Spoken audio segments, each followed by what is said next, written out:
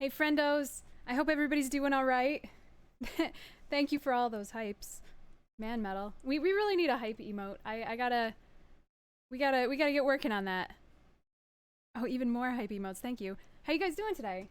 I hope everybody's all right. Let's get back into the game.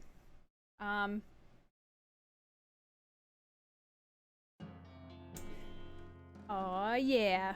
Also, $10 for knowing the words, or 10 points for knowing the words to Rhinestone Cowboy, Red Dawn. Alright. Oh yeah, okay, so we were at the railroad. What happened yesterday? So we got through most of the rest of the map, and then I was sitting here thinking, well, there's gotta be other places, because there's still, like, spots open. But the railroad camp takes us to Continuin, and both of those things are true. You love Glen Campbell? Nice, nice, solid. Okay, so we came over here, and the railroad is blocked by a gigantic pile of rocks. So that's how this is. Yeah, an emote that went with the intro? Yeah, that would be really perfect. God damn. We gotta make partner. You haven't seen this game? It's really funny. I'm quite enjoying it. It's very cute.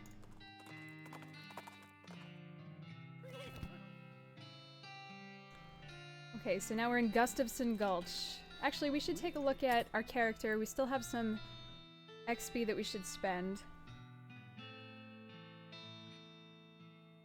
We could level up Dickerin. Also, our deploy snake really blows. So we should... I'm almost kind of not even willing to level it up, though, just because it does suck so much and we haven't really been utilizing it at all. So...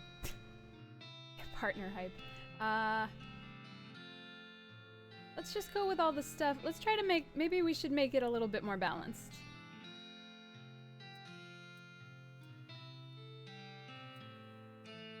I do like the Moxie, though.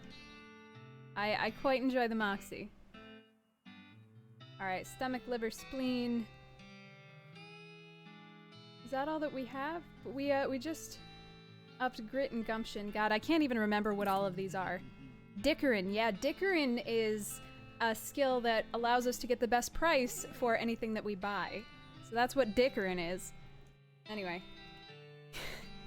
Yeah, isn't the art just like grade A?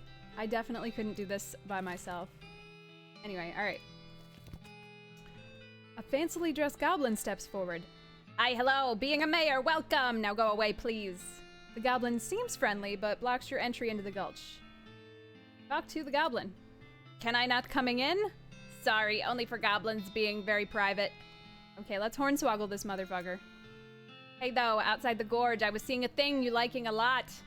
Oh, what thing? What thing do you liking a lot? Pies? There are pies all over out there being. This seeming dubious, but would neglectful being to not checking it out. The mayor takes a fork out of his pocket and leaves. Cool. Well, I do love that we hornswoggle. The sign says nothing interesting in Goblin. Okay, I gotta remember, no yelling. No yelling. Oh, you have a kitty cat next door called Moxie? That's adorable. Okay, we've got a library. Oops. No, I don't wanna go in that one yet. We've got a bunch of other places. Oh, there's a lot of doors. Okay. Oh boy, there's like a lot of doors. Okay, so I guess we'll just slowly go in all of them. You hear a quiet rustling as though a single goblin were rummaging through a crate filled with straw. Go in and beat the straw out of it. I feel bad because we've only killed that one goblin, but... Oh, I keep thinking that we're not able to use our gun here because it's a ghost gun. But it's a ghost gun, so we can still use it. I like how we're not slicing them with the cow shears, we're hitting them over the head with the cow shears. Yes, we did pick the crazy horse. Yep. We could pick dark horse, pale horse, or crazy horse, and we picked the crazy horse. There is a soda called Moxie. Grid absolutely loves it, and I think it is fucking disgusting. I do not have a bottle here to show you. It has a orange label. It says Moxie. It's got a guy on the front going like this.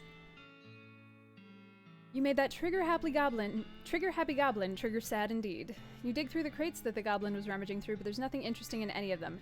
Rats. This building didn't have anything interesting in it. Oh yeah. I don't really know what it is. I just don't like it. It's like Grid could explain it better. If he pops on, I think it's like Dr. Pepper, but Grid says, no, it's definitely not like Dr. Pepper. Dr. Pepper is totally different, but I hate both of them, so I don't know. I think it's like, not like licorice, but it's, in that family, I think. You listen at the door. It's quiet inside. Go inside. The shack is filled with crude bookshelves. The bookshelves, in turn, are filled with crude books. 3 titles catch your attention. So very complicated numbers. How to Bird Noise. Alice Going into a Seeing Glass. How to Bird Noise. This book is extremely detailed treatise on the sounds that different birds make. You probably wouldn't expect to learn how to do an accurate great crested grebe impression from a book, but that's how detailed it is. Browse more. So very complicated numbers. All you can tell about this book is that it concerns extremely high-level mathematics. You don't have the vocabulary to understand any of it, and you probably still wouldn't if it were written in English. Your brother would probably love it. If only I could take it. Alice Going into the Looking Glass. This popular children's novel has been translated into Goblin. Jabberwocky still reads pretty much the same. Oh, it's brilling being, and toves of slithing did in a wabe gyring and also gimbling. 'Twas brilling, and the slithy toves did gyre and gimble in the wabe. Mimsy were the borogroves, and the mome rats outgrabe. I really like any opportunity to remind you guys that I have most of Jabberwocky memorized. So, thank you, West of Loathing. Thank you, Asymmetric, for giving me this platform. Anyway. Stop browsing. Dr. Pepper, you like Dr. Pepper? Get out! I only like cola. To be fair, I don't really like things that are carbonated, period, but I like cola, that's it. You listen at the door but don't hear anything. Rats, looks like the door is locked. Let's pick that lock. You make short work of the lock. Head inside. You enter what turns out to be a delicatessen and help yourself to what turns out to be sandwiches, probably. Nice. Storage. The shack is filled with thousands of tiny cabinets, each labeled with a number in Goblin. Look in an even randomer drawer. There's nothing in the drawer, but you find an old lollipop stuck to the bottom of the drawer above it. A Gulch Goblin lollipop. This drawer has a sandwich in it. It must have been filed under sandwich. This one contains a rolled up pair of terrible pants.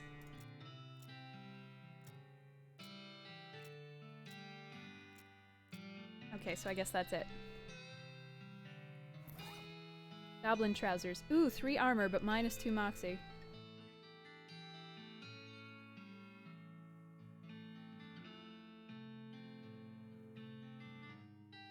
These goblin things have some pretty bad negatives. Sierra Mist? Ugh. Why would you even bother drinking soda? You hear a couple of goblins rustling around in there. Sounds like they're doing something really important. Interrupt them.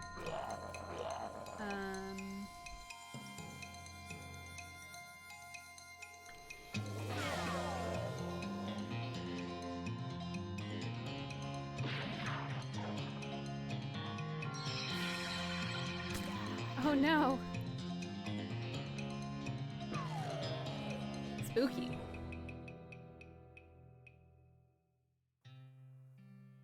Oh, see, Grid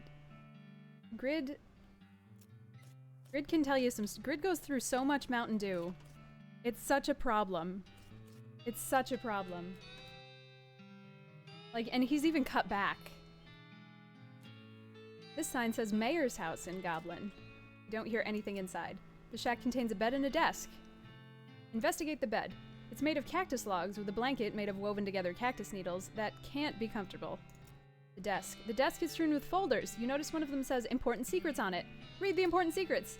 You learn a variety of secrets, though the only one that's actually pertinent to your circumstances is that there's a spare key to the treasure cave in drawer 69105 in the storage hut. Nice. This is the storage hut? Red herring storage.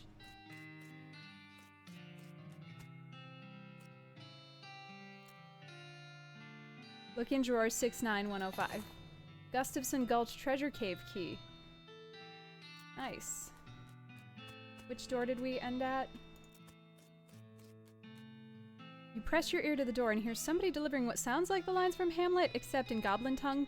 From this vantage point, you also notice a sign next to the door reading Backstage Entrance, Here It Being, with an arrow pointing to the back of the building. Head backstage.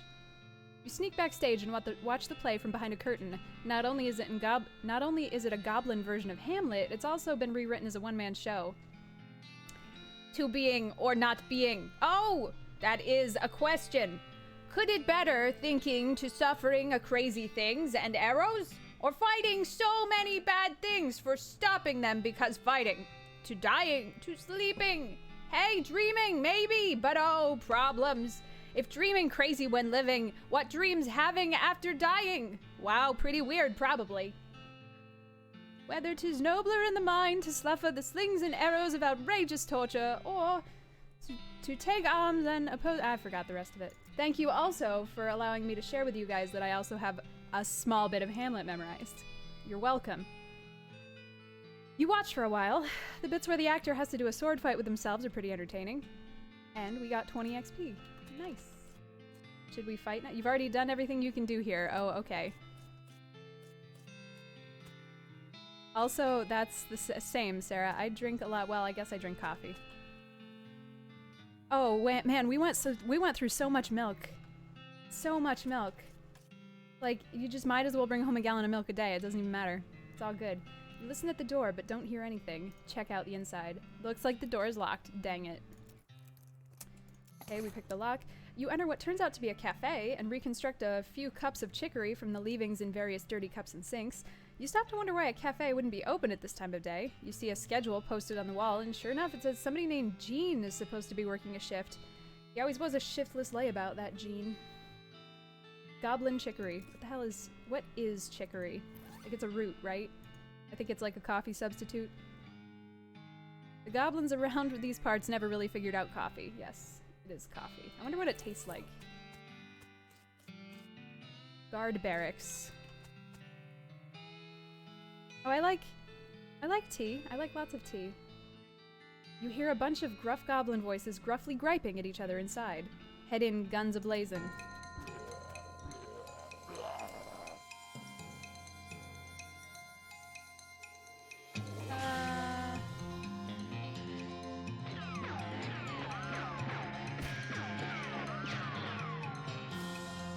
Missed every shot. Great.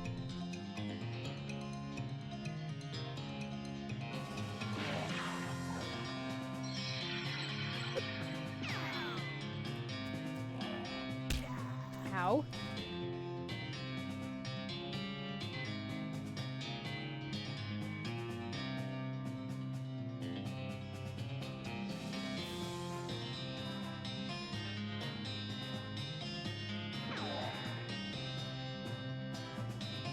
Let's see.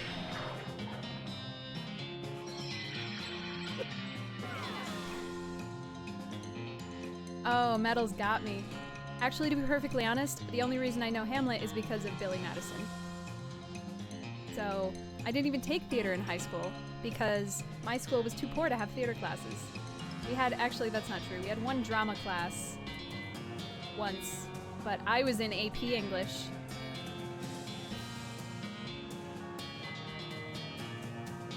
So...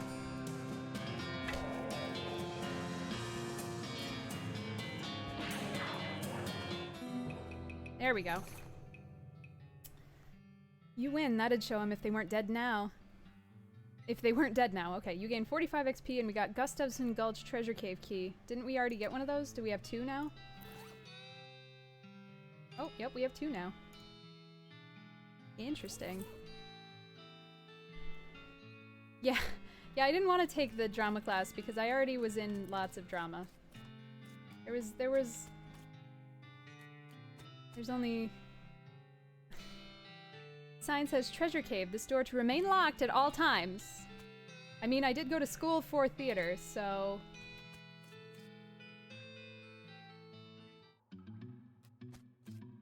Oop. The goblin is paying more attention to their book, Goblet, than to you, but you're pretty sure you aren't just gonna be waltzing on by. Spoil the ending. Hey, Goblet, good book.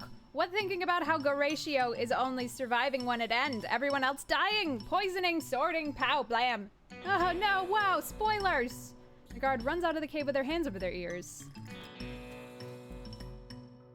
This goblin guard is whittling a little wooden bird call, but they're not too busy to beat you up if you try to get past them. Try out your new bird call skills. You duck behind a stalagmite and do your great crested grebe impression. Oh gasp, a great crested grebe, wow! The guard pulls out a pair of binoculars and runs out of the cave. Wow, we're gaining a lot of XP from really nonsensical things. Unlike the other two guards, this one is being very attentive and seems very suspicious of you. Also, unlike the other two guards, they have a name tag that says Jean. Remind them about their cafe shift. Jean, you supposing working at cafe today, you forgetting? Oh wow, oh no! The goblin quickly takes off their guard uniform and puts on a cafe uniform and races out of the cave. Yay. Ooh. Goblin engagement ring, goblin tiara. A year's supply of dynamite. Oh, wow, okay. Lots of meat. Oh, and we don't have another needle. Fuck you. Ooh. Anyway. Nice. Yeah, our drama teacher was our guidance counselor, who also did a lot of community theater. She actually hired me for my first paying job. I got a $50 check for stage managing a production of The Fantastics. I say stage managing because I swept the floor at intermission and turned off the lights. That's what I did. Also, hey Vaj, how are you today? Okay, we've got enough dynamite for a year. Our goblin tiara is sturdy, but oh man, is it ugly. And a goblin engagement ring. It's shiny, distractingly so. It's more spell damage, but less pistol attack damage, so let's not. Because we are really using our pistol a lot more than we should, considering are we a bean slinger? No, we're a snake boiler, that's it. I forgot. I hate the Fantastics, so... I mean, it was fun because I got to hang out with all my friends. Let's, I don't know where chat might be better off. Maybe let's, I don't know, maybe let's get rid of chat. I don't know, it seems large. It seems distractingly large. Anyway. I'm doing great. Doing great. It's finally cooled off a little bit, or at least the humidity is down a little. Alright, well I still think that's it.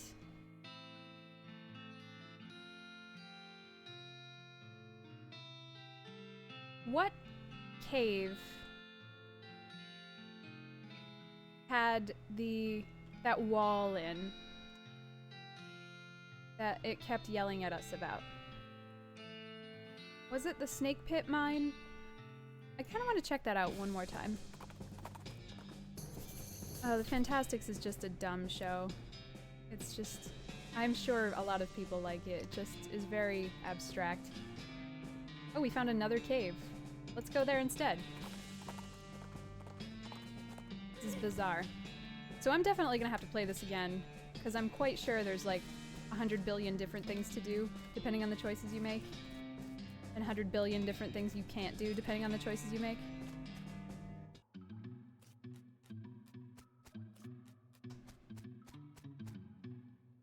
There's a plaque bolted to the cave wall. Read it.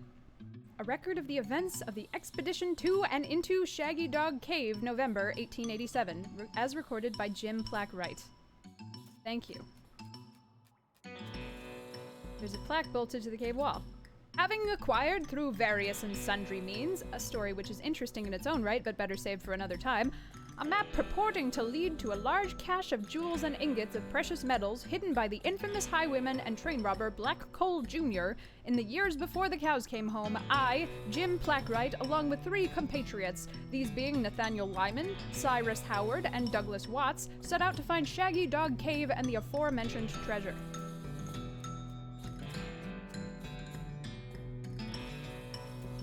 our equipment and provisions consisted of 1 cart and a horse to pull it, 4 additional horses to be ridden, 2 shovels, a spade and a mining pick, a large coil of rope, 1 large basket of eggs, as well as an assortment of other trail provisions and cookware, my own collection of blank plaques and engraving tools, 1 large and shaggy dog, and a butt for. If the next one says, "What's a butt for?"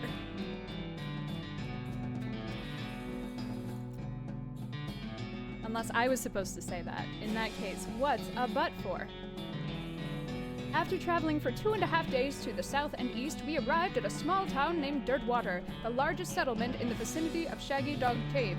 Leaving the dog to watch the horses, the 4 of us entered the local saloon and each ordered a beer, except Sai, who was satisfied with water. Hi, Clark. So kind. Damn it, I forgot to put up your art again. Hi, lady! The barman provided our drinks as requested, then withdrew a small wooden box from underneath the bar, asking us if we cared to witness something real interesting. Considering that we still had quite a few hours left to travel, we politely declined, and we asked him if he knew the way to Shaggy Dog Cave. He replied that he had never been there personally, but gave us rough directions and which correlated nicely with the notes on our map.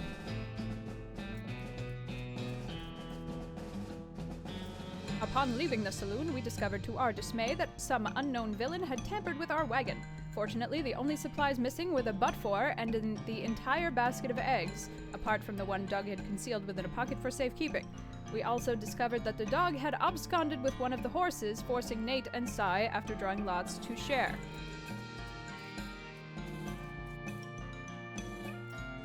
After acquiring a barrel of fresh water for the trip, as well as a replacement butt for, oh my god, it's gonna keep making me say it, this is the worst thing. We headed out into the open desert. The sun shone down mercilessly upon us, though we took small solace in the fact that it would have been far more intolerable had we made this expedition during the summer months rather than November. In order to pass the time on the trip and resist becoming dazed from the heat and susceptible to desert mirages, we exchanged stories of our youth, which I will not be retelling here for reasons of length. Thank God.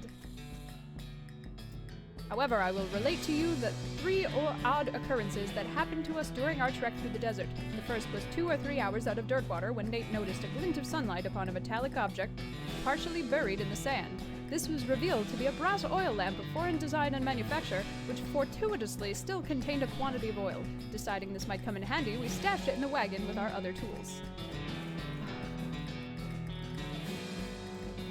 Oh, thank God, Metal's leaving. Oh, good. Our next encounter was with a nomadic goblin tribesman who we discovered spoke excellent English. It inquired as to our destination, and we replied that we were looking for Shaggy Dog Cave, though we did not disclose the reason for our journey. The goblin confirmed that we were heading on the correct course and mentioned that he only had a short time earlier witnessed a large and shaggy dog riding a horse in the same direction. We all agreed that this was an unusual sight, indeed, and continued on our way. Oh my god, this is never gonna fucking end. Sometime later, we encountered a large adobe hut occupied by 2 identical-seeming old men with wild hair and long white beards. They invited us to take shelter from the heat, which we gratefully accepted, and introduced themselves as hermits. This struck me as peculiar, given that they were 2 of them, but I felt like it would be rude to question them on that point. If we don't get XP for this, I'm gonna scream. Get to work, Metal. One of the hermits confirmed that we were near Shaggy Dog Cave, and the other hermit confirmed that what his brother said was true. They also commented that they had seen a large and shaggy dog riding a horse in that direction. We all agreed that this was an unusual sight indeed. The hermits refreshed our water supply in exchange for our butt for, and we continued on our way, excited to finally be nearing our goal.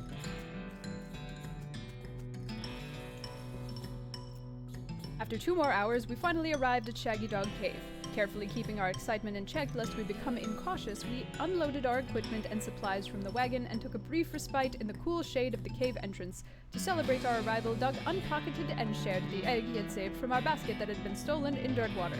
Once we were rested, we decided the time had come to explore the cave. Discovering that we had neglected to pack torches, lanterns, or any other light source with which to illuminate the cave, we declared that it was indeed fortuitous that Nate had discovered that antique oil lamp during our travels. He gave the brass a quick shine and lit the wick, and we were relieved to discover that it lit easily and provided a very adequate amount of light. It was still full of oil? As we headed into the cave, we were further encouraged by the fact that the floor was quite even and easy to traverse, and that there were no side passages which might cause us to become lost. Despite this, I resolved to hang a number of plaques to mark our progress through the cave, and engrave them with the tale of our journeys, such as the others who discovered the cave after us might be entertained and edified by our story. We are definitely getting something out of this at the end. Soon we came to the end of the tunnel. While Nate, Sai, and Doug took turns with the excavation, I completed the last of the aforementioned plaques. It was a matter of perhaps an hour before Sai's shovel struck a wooden surface with a hollow noise, which we hauled a traditionally styled treasure chest out of the hole with great excitement. Whew. The chest was locked with an ancient and rusting iron padlock, which broke easily from a single swing of our pickaxe. We opened the lid slowly, and the flickering light of the antique oil lamp shone brilliantly upon jewels of every color and shining ingots of precious metals, just as promised by the legends of Black Colt Jr. Joyous at our triumph, we loaded the chest into our wagon and began the journey home. Thank you for reading, and may your own endeavors be equally successful. Signed, Jim Plackwright. We didn't get anything out of this. It's a hole, a completely empty one. Fuck me. Oh, wow. That was a good setup. Every other, like, ridiculously long setup, we've gotten something out of. Except this one.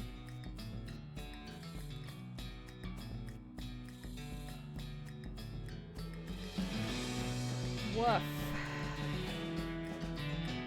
Maybe there's something else at the beginning? Oh my god. Thank you, Sarah, for those kappas, because we definitely deserve them. All of us. This is so embarrassing.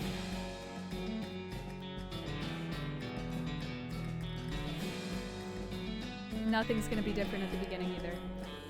Nope. Well, fuck us.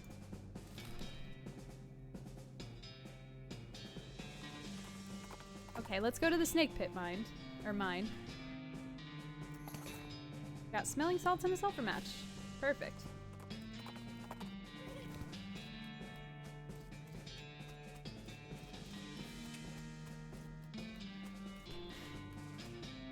Geez, Sarah, I can't believe you didn't, you didn't keep track.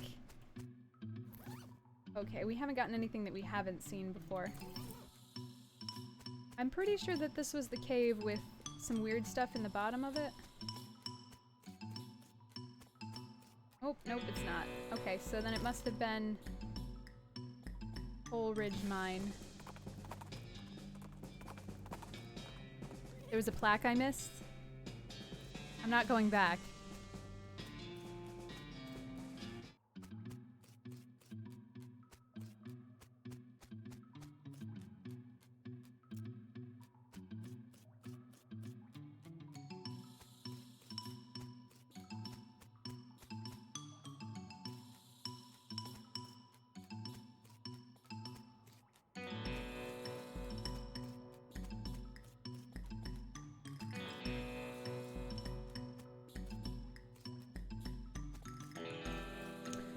I thought there was something here. I thought there was a weird wall here.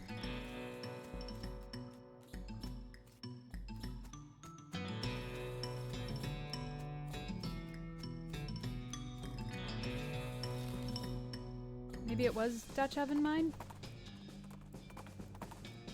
Sorry, we'll like go forward in just a hot second. I thought there was... Do we have our flowers on? Oops.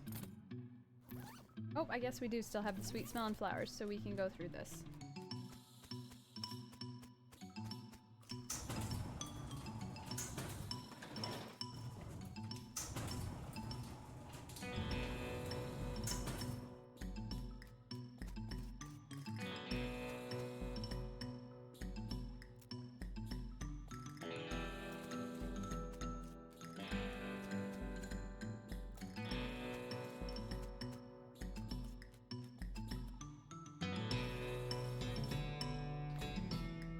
As you near the rocks, the voices in your head begin screaming too loudly to ignore. You have to get out of this pit. Okay, so I still, even with our year supply of dynamite,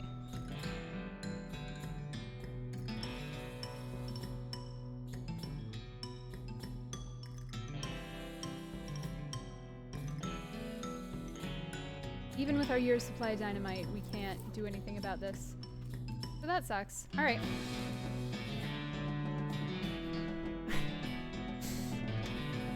I think we've already failed at getting the good ending, because there are like 6 different story threads that we haven't figured out how to accomplish.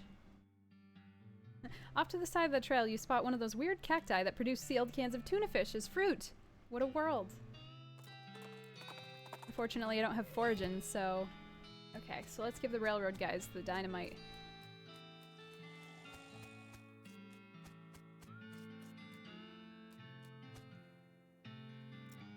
Good, perfect. This'll do the trick just fine. Hang back for a bit while I get the fellas to set up the charges, and I'll let you do the honors. Smee consults with the other workers as they inspect the rocks for a time, and eventually one of them shrugs, pushes the whole crate of dynamite up next to the rocks, and wires up a detonator. All right, let her rip. Don't you have a longer detonator cable? Nope. Don't worry, you'll be fine. Just give me a 3 count before you hit the plunger so I have time to get onto the train. Great.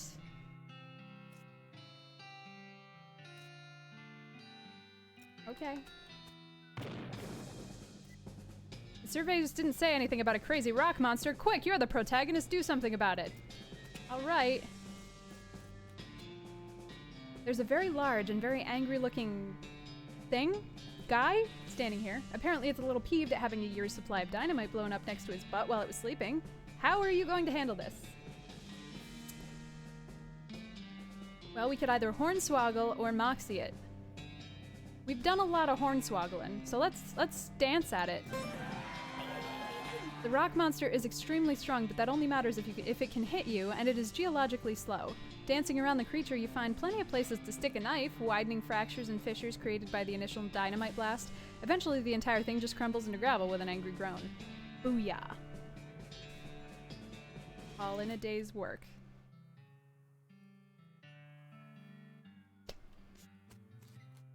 Nobody will tell, Sarah. I promise. Okay, well, there's no track. Well, now that's a fine day's work as I've ever seen. Much obliged, friend. We'll be getting the rest of this track laid down and head out now. Here, I'll mark our route on your map for you in case our paths happen to cross again. We have discovered the Manifest Destiny Railroad Company camp. Thanks, but can't I just ride the train? Got a ticket? Ah, just kidding. Of course you don't. Every seat in the train's sold out. Sorry, boss. Bye. Okay, well, this was pointless. The remains of your triumph over the crazy rock pile guy. Hey, one of these rocks was in that cave that we were just in with that rock, or that weird rock wall. So I wonder if, you know, I wonder if that's relevant. Hey, Anthony, how are you?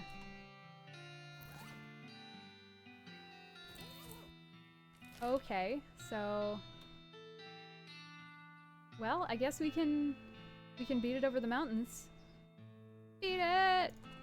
Beat it! As you're riding down the dusty desert trail, you catch a whiff of the unmistakable scent of snake oil. You follow your nose to the wreck of an old medicine show. You discovered the new map location, the old medicine show. Yeah. Are there crows here? Talk.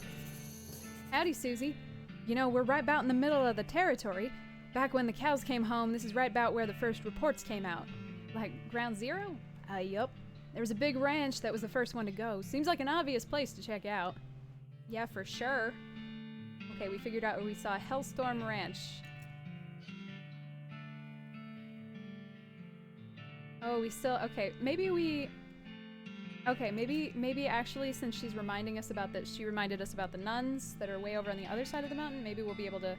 Maybe this will all be, you know... No, I know I'm 2/3. I get that, but I thought, like, we wouldn't be able to go back since we couldn't go back to the first location. But apparently I am incorrect. There are hell cows. Yes. Yes, it's very exciting. Most of these books are fake, but there's a real one. Take it. Oils I Have Known. This book was penned by Doc Galactic? One of the pioneers of the snake oiling trade. It's chock full of recipes for tinctures and balms and such. Teaches you how to make advanced boozes, oils, and potions. Potionology. Ironically, the oils from your fingers destroyed the fragile old book while you were reading it. Oh well. Okay, so what does the potionology give us? Potionology. Ooh, so our snake oil and... Let's level that one up. Our snake oil has kind of been lacking.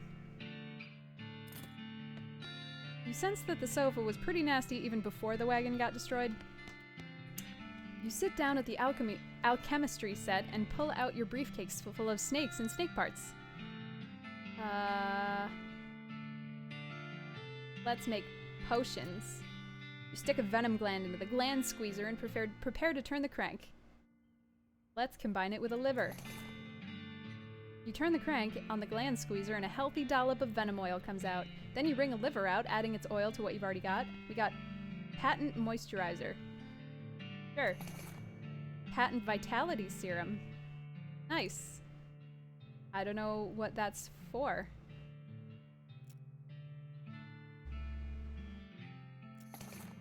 Shot of snake juice. Fortified snake wine.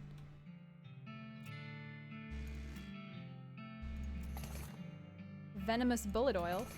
And extra venomous bullet oil. Okay, I don't know what these things are for. This one deals damage to enemies. This one increases, ooh, your max HP by 30. Shit, son! Patent Vitality Serum. Ooh, nice. Muscle Mysticality and Moxie by a lot. We'll save these. It's the former resident's nightstand. Go through it. Snake liver, snake venom bladder, and snake spleen. Sick. Sorry, Sarah. I have touched all of the things with my oily hands. No gloves. What did that say? Dr. Batik's mystery cohort? Mystery cohort. Okay. Alright, let's go to the railroad camp first.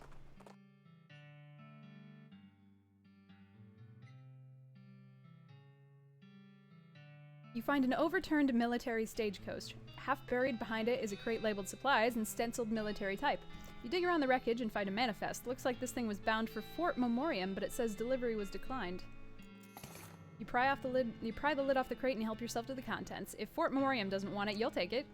Chemical bullet and smelling salts. Perfect. Daddy, are we there yet? The old Cleveland Bison. Yep, the good old bronze ram. What? He must have sleepwalked here. This guy has stopped messing with his watch and started eating jelly beans? What you got there, jelly beans? Yup. Can I have one? Nope. Where'd you get them? A little ways south of here, from a fella named Roy Bean. We discovered Roy Bean's House of Justice and Jelly Beans. Thank ye. What happens if I go please? Oh, I can't now. This lady is still whistling to beat the band. Howdy, boss. Howdy, Smee. Stuck again? Yep, got ourselves one hell of a canyon to get across and no materials for bridge building. Any ideas? There's an old mine a town up north called Breadwood. They opened a lumber camp after the mines dried up. If you can fix a deal with them for the lumber we need, I can handle the engineering side of things. Okay. Okay, we've discovered Breadwood. Of course, anything you can find to build a bridge out of is fine by me, but that seems like the simplest option. I'll see what I can do. It's one of those pay telescopes for tourists. This one was designed by a promising young artist named Edvard Munch. You pay your meat and look through the telescope at the big canyon. It sure is big. It'd take quite a bridge to get across that thing, that's for sure. Yup. You can't go too far in that direction, you'll fall off the edge of the giant cliff. Hey!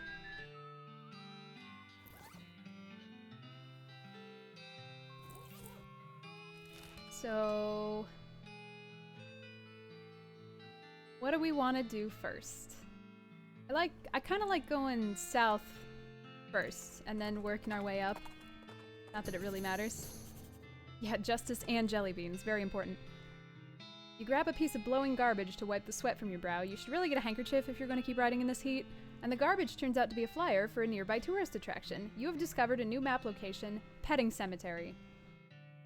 We'll put that right on the list. That'll be right on the list.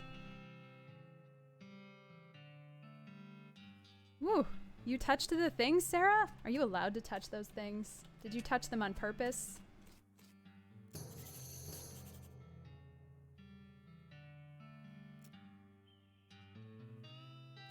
Okay, so she just keeps giving us locations, which is nice. Oops. For sale. There's a single yellow jelly bean in this case with a sign that says Paraguayan murder bee honey jelly bean, very rare, 6,000 meat. What kind of lunatic would pay 6,000 meat for a single jelly bean? I don't have 6,000 meat, so I can't. It's a spittoon, nothing special about it. I can't wait until we get to a spittoon with nothing in it. As soon as you get near the spittoon, you can smell the overpoweringly sweet stench it exudes. Nauseatingly sweet, like the rotting corpse of a dead gummy bear. Garish rainbow colors swirl together in congealing psychedelic madness. Is Roy using jelly beans as chewing tobacco? Yes. Yes, of course he is. We're talking about a bowl of jelly beans that have been sucked on, half chewed, and then spat into a brass bucket. Do you seriously want to put your hand in that swill of artificial coloring and thickened saliva? It'll probably never be clean again. Go for it. Look, I'm serious. You're about to permanently dye your hand with a swirling mishmash of all the worst colors in the spectrum. No one will ever have a tattoo that looks as gross or as stupid. Give it to me. Well, I tried. Don't ever say I didn't warn you. You plunge your hand into a spittoon and fish around for a while. Eventually you pull out a really disgusting pistol and a really disgusting hand to shoot it with. Oh, I bet spittoon hand is bad. Spittoon hand. Your hand has been permanently stained by the rainbow-colored contents of a nasty spittoon. On the bright side, that hand will never suffer anything worse than that ever again. Oh, we've got resistance. Interesting. That's cool. I'm just imagining you in the vault just kind of going like this. Like, touch all the stuff. Can you guys hear me okay? I'm trying to be quieter. Now I'm getting paranoid about it. Okay, stench damage instead of physical. Where's our other weapon?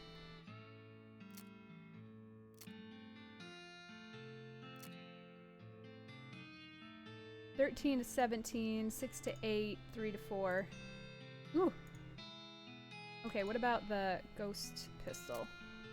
9 to 10. Okay, we should probably sell these lower ones at this point. Probably good. Howdy there, pilgrim. Name's Roy Bean. Howdy, Roy. I'm Alidus. What do you do here? Well, when I first came to these parts, I was all about two things: dispensing justice and dispensing jelly beans. I was the biggest name in bounty hunting and candy selling anyone ever heard of. Gosh, what happened? Oh, nothing particularly tragic. Got old is all, hung up my pistol for good. He points at the wall. He's pointing at an empty hook on the wall over a spittoon.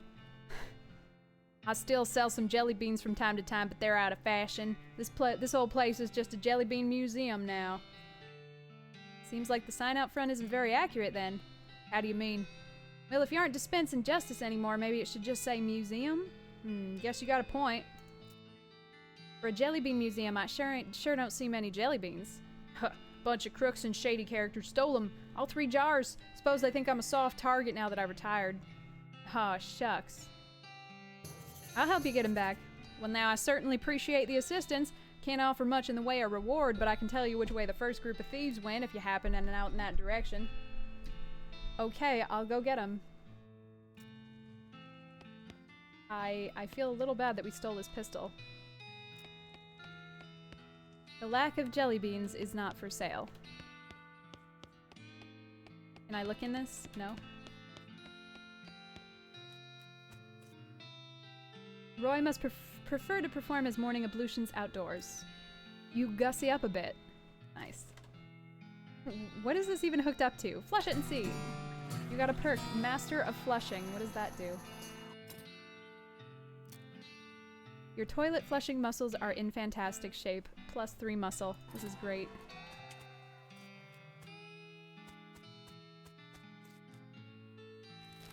Okay, maybe let's continue with the jelly bean theme for a hot second. Off to one side of the trail, you spot a cactus that doesn't look quite right. Specifically, it doesn't— oh, it's a cactus girl! Specifically, it doesn't look right because it has a goblin face. As you get closer, you become pretty sure that it's actually just a goblin in a cactus outfit. It gives you some annoyed side eye and tries to wave you away, but the cactus arms aren't very mobile. You know a guy called Cactus Bill? Shh, away going! Why are you inside a cactus? Watching cactus herd for keeping safe from a predator. What predator? Any predator. Desert tortoise, cactus eagle, other goblins. Now going away, you ruining my disguise. Extort them. Damn it. I want to extort them, but I don't have enough hornswogglin.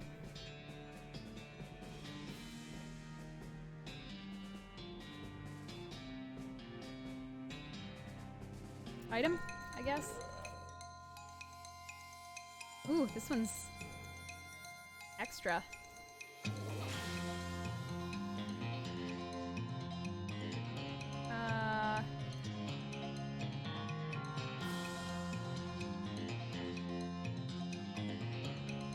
We can do this.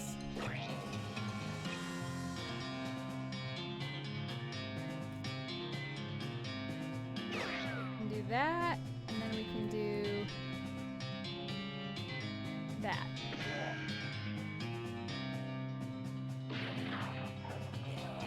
Nice. Perfect. You beat up the goblin in a cactus costume. Will this be the silliest fight in the whole adventure? Probably not. Nice. I'm sad that we couldn't extort him. We gotta save up for some more hornswoggling.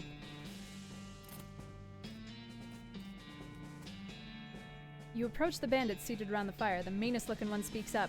Dunno who you think you are, stranger, but you better turn yourself right around and head back the way you came, lesson you want to eat lead. Well, that's not very neighborly. Take a hike, neighbor. You fellas stole a jar of jelly beans from an old man, and I aim to have them back. Oh, is that right? And just how are you planning on doing that? With words. I can't hornswoggle. Listen, fellas. You stole a jar of candy from an old man. This is such a small, petty, sad little crime. It barely even qualifies as a crime. If this ends up on a wanted poster, you're gonna be the laughingstock of the criminal community. More importantly, what would your mothers think? I'm giving you a chance to turn away from this life of crime before it's too late, and I suggest you take it because I'm pretty sure this is not a life you're suited to. The bandits hang their heads shamefully and shuffle away. Good. We did it.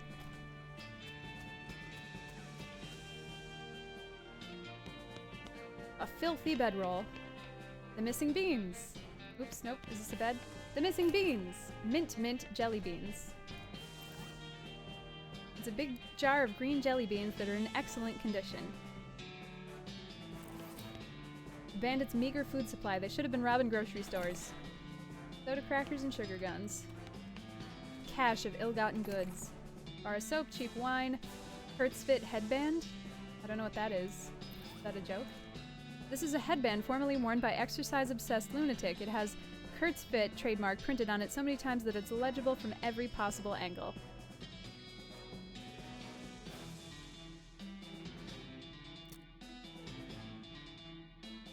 Let's wear that.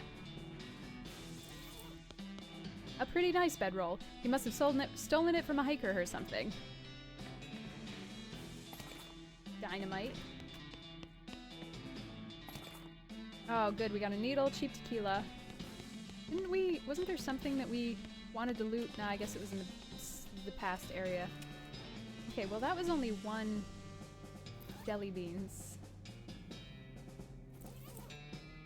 Can we give him one back? Ooh, out in the open desert among the rocks and dunes and underneath the scorching desert sun you encounter a chef. It probably doesn't sound all that strange comparatively, but hold on while I go into more detail.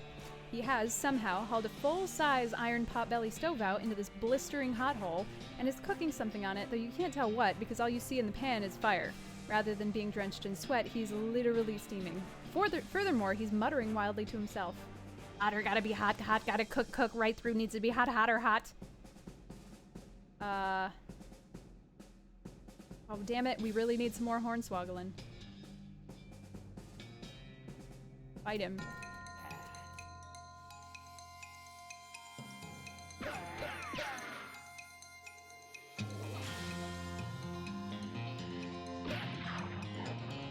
Gazpacho is hot.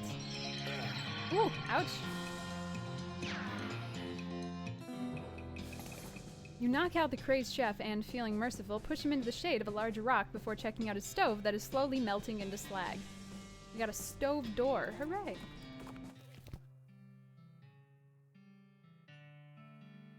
You know, like, I mean, I like rabbit.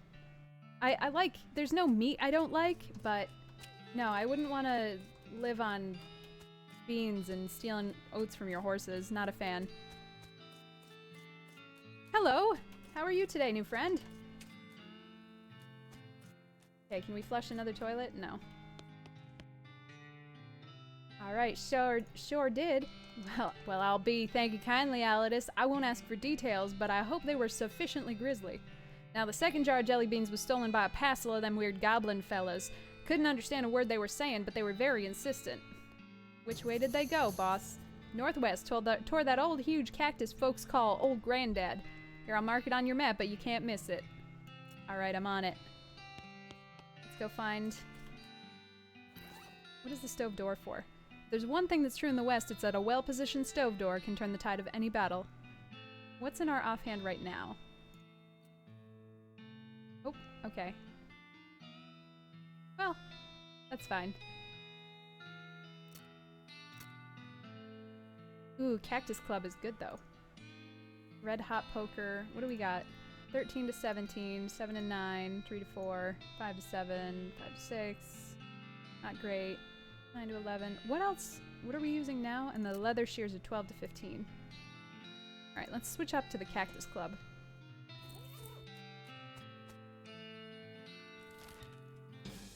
Go to Old Granddad.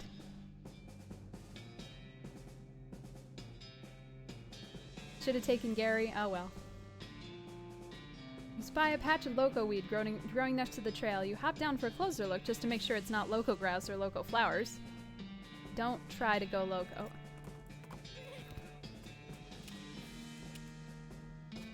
Look at the size of that thing.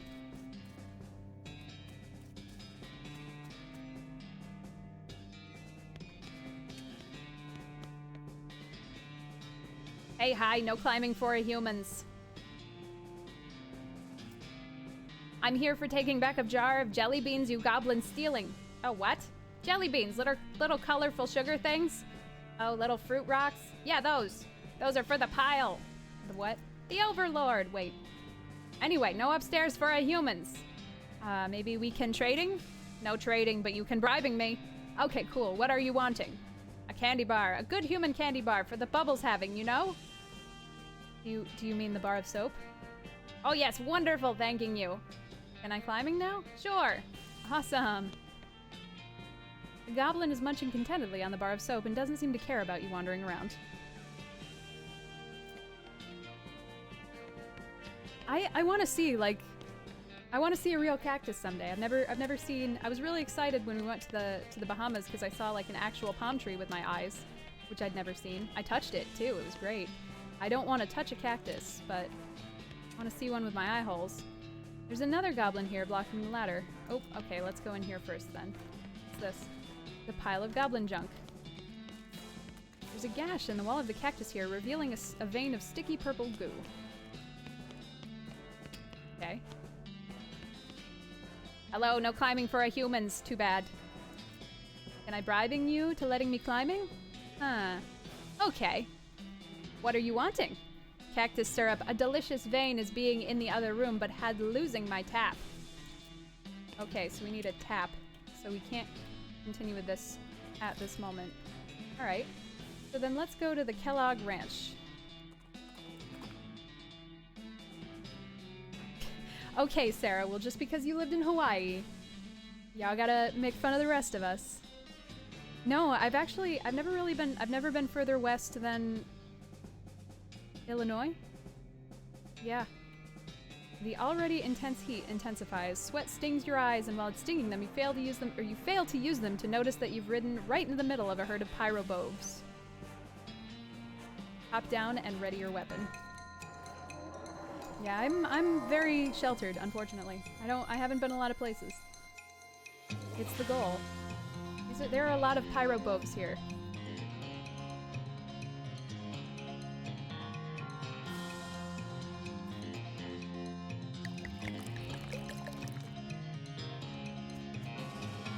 Okay, well that didn't do anything. I tried.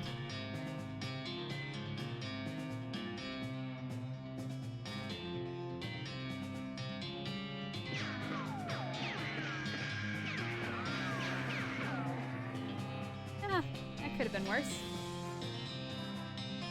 11 damage. Oh, this sucks.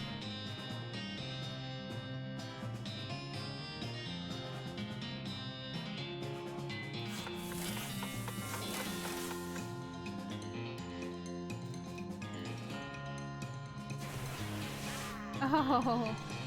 Oh, sorry. Okay, well, now I understand. We're not gonna win this. This is gonna be a bad time for us. Yep, bye. Well, we've only had 2 deaths. The pyrobovs roast you and leave you for dead in a nearby ditch. Oh well. A cow makes an incredibly annoying noise, waking you up. You mount up and continue to where you were headed. We suffered no consequences. And we haven't even lost any of our dealies here. That's kind of amazing. I mean, I suppose we could go back and sleep. And then probably get better ones. Oop, there's a loose board here with fingerprints on it. Pry it up. Ooh, we got the Kellogg Ranch keyring. Okay. It's a big ruler. It's like a scale, but for height. Measure yourself. According to this ruler, you are 2 centimeters and 6 feet tall. You don't know how to use this ruler correctly. Years worth of height and weight recordings for the ranch's customers. It's the most boring book you have ever read in its entirety. It's a scale, but like a ruler. Or it's like a ruler, but for weight. According to the scale, you weigh 17 imperial ounces. You don't know how to use the scale correctly. It's a list of draconian fitness rules that the guests of this sanatorium had to adhere to.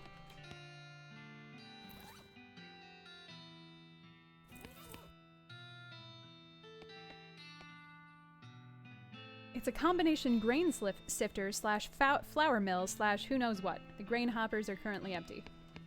The label on this thing says dough press.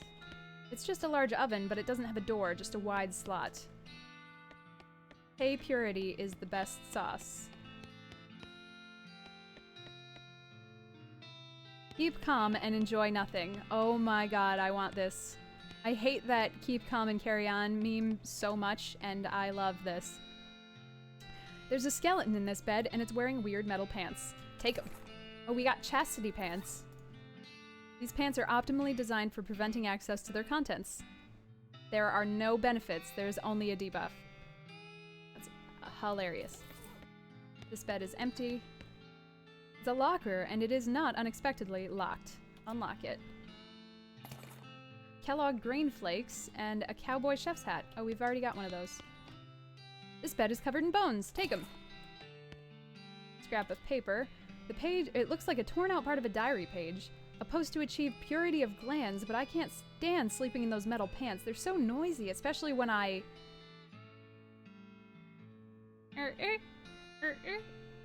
Stop.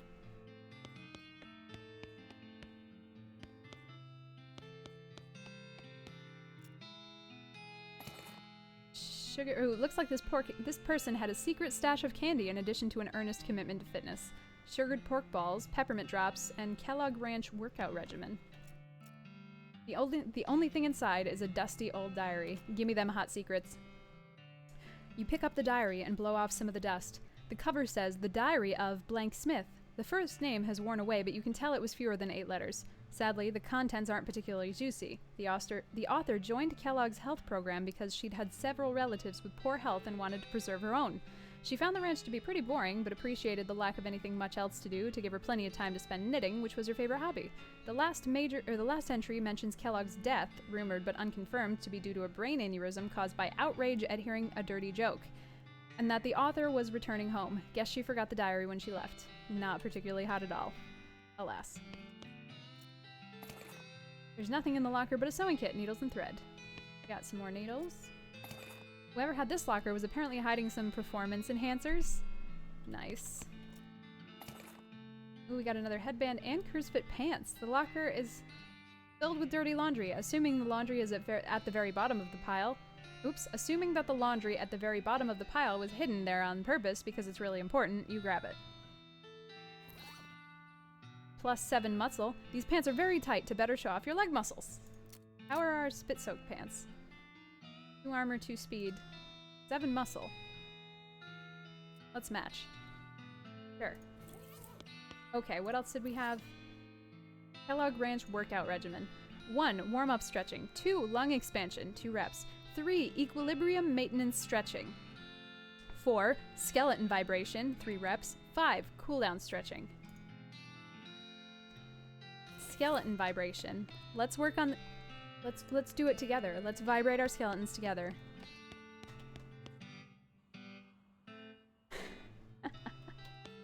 Oh, okay, so there's a skeleton and a ghost. A grotesque anatomical chart. They've got the spleen mixed up with the liver. Fix it. Nice. Oh, we did that anatomical learning. It benefited us. It's a menacing ape skeleton. Boy, there sure are a lot of books about enemas on this shelf. Boy, howdy! How many books about enemas have you ever read? Mostly medical journals and Bibles, and some old National Geographics. It's Kellogg's desk. The desk is scrupulously tidy. In fact, there's not so much as a desk blotter or a single pen, and it only has 1 drawer. However, you find a secret button cleverly hidden on the underside of that 1 drawer.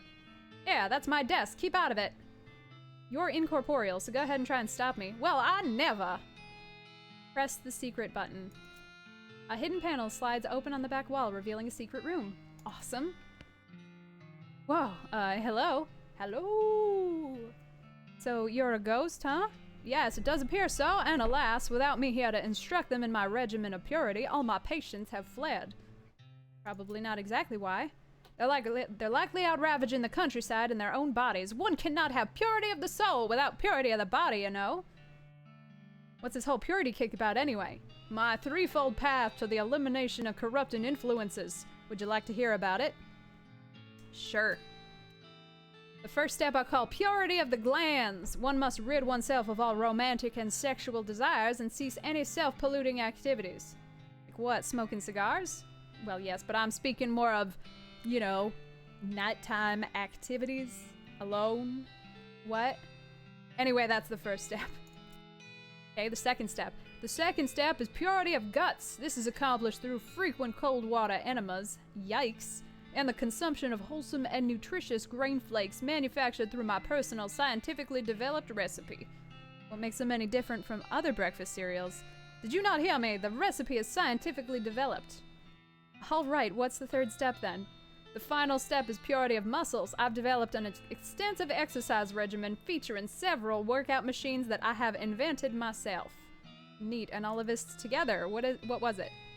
My regimen eliminates corrupting influences from the body, thus purifying the body, mind, and soul. Well, that sounds like a good result to shoot for, and it works? Certainly it does. Well, just look at me. You're dead. Only coincidentally. Uh-huh. Woo! You find a binder full of cryptic, messily written notes labeled Kellogg's Grain Flakes Preparation. You already have Kellogg's Grain Flakes recipe, so there's nothing else of use in here. Do we? Did we get that? Oh, here it is. The recipe. 4 parts barley, 1 part oats, 3 parts spelt. Pressed to 91 psi, cook for 8 minutes, 640 degrees. This is the most boring secret room you can imagine. Keep calm and enjoy nothing.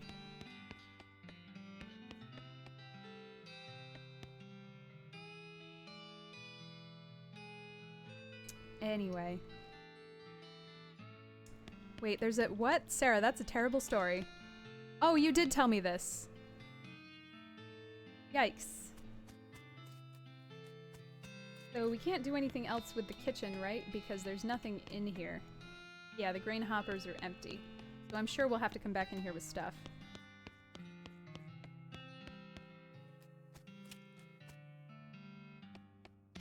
Your body is still wrong. The Stretchmaster 4000. Let's insert our limbs into the Stretchmaster 4000. You strap yourself into the machine and allow it to inflict some warm-up stretches on you. The machine pulls too hard, which promptly yanks one of your shoulders out of its socket. Ow. Well, okay. No, you've had it with fitness. Maybe you can try again later. It's the lung flex. Suck on the blast hole. You've had enough exercise for now. This place is terrible. It's the vibromatic skeletal agitator. Strap yourself in. No way, you're done with all these stupid machines. Okay, so maybe we'll have to come back to try the other two. Anyway.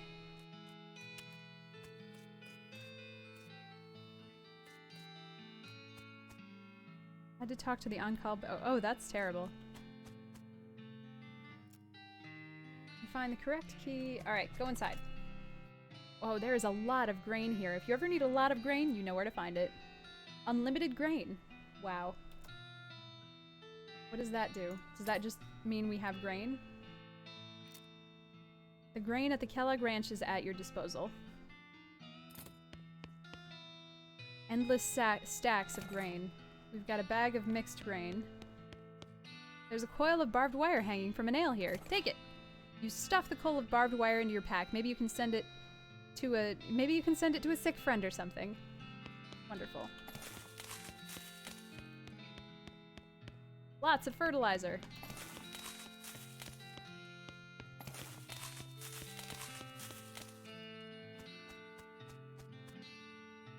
It's Hager's agave? That's probably a joke that I don't get also.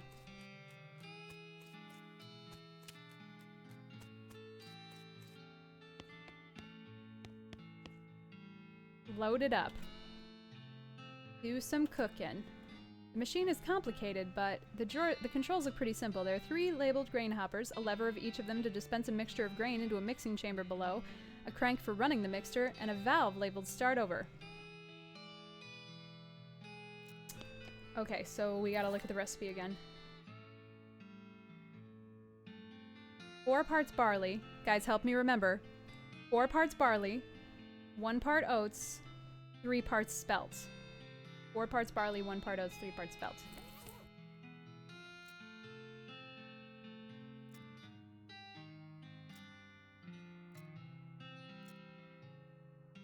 Four parts barley, 1 part oats, 3 parts spelt.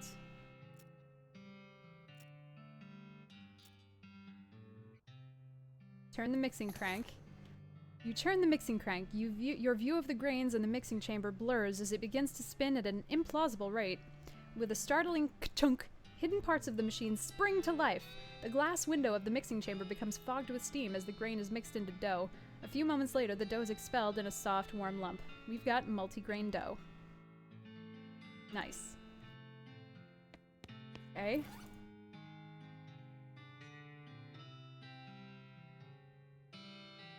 Oh, you know what? We were probably supposed to do these in that order. That's probably why.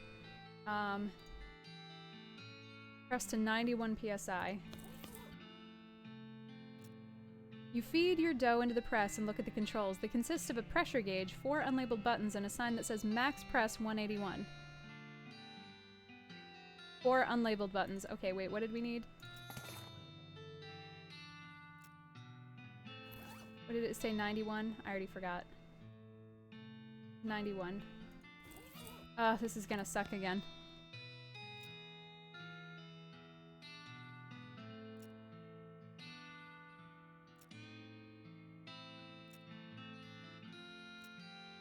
Oh, perfect. 91.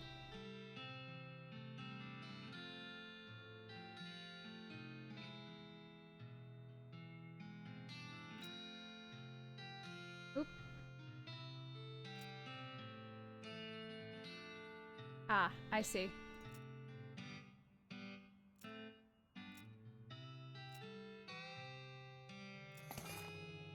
Flattened multigrain dough.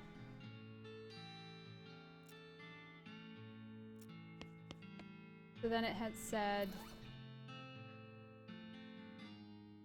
8 minutes at 640 degrees.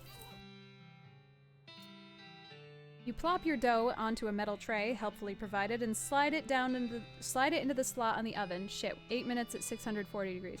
There are only 2 knobs, one for temperature and one for duration. You decide to turn the knobs in order from left to right. The temperature knob is on the left, so you'll turn that one first. Are you paying attention? There'll be a quiz later. Now time for the knob. 8 minutes. The oven dings and a perfectly cooked tray of toasty flakes emerges from the slot.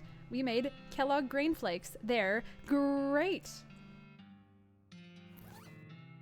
This is a bowl of pressed grain flakes that you baked according to Kellogg's recipe. Normally, you'd be proud of yourself for doing something like that, but these look like they probably taste pretty bad. Ooh, it purifies our guts. Let's eat them. You can't bring yourself to eat these boring-looking flakes. Didn't Kellogg say something about needing your glands to be pure before you can purify your guts? Maybe that's what's stopping you. Impure glands. Sure. Ah, okay, so let's try the gymnasium again. So, oops. So, warm-up stretching. 2 reps of lung expansion.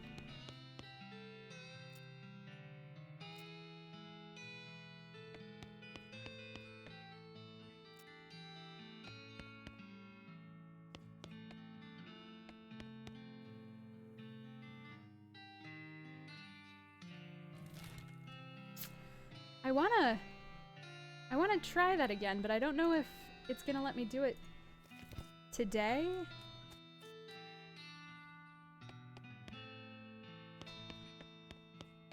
I don't want a doctor to manipulate my glands. What if that's not what I want?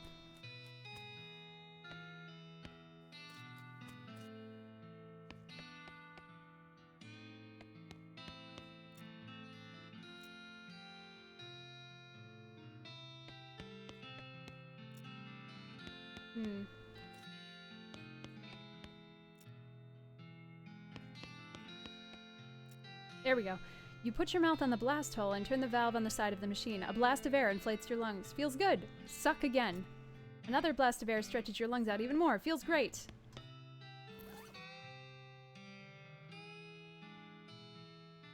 Equilibrium maintenance stretching, and then 3 skeleton vibrations.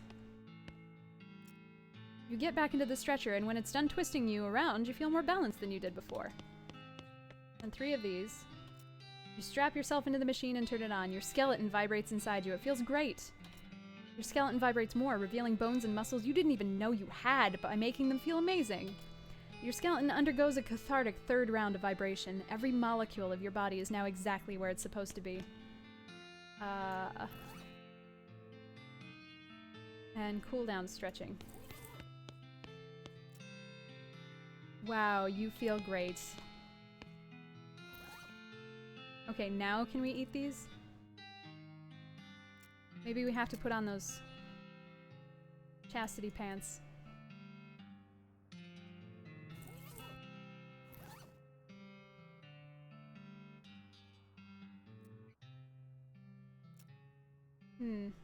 How do we purify our glands?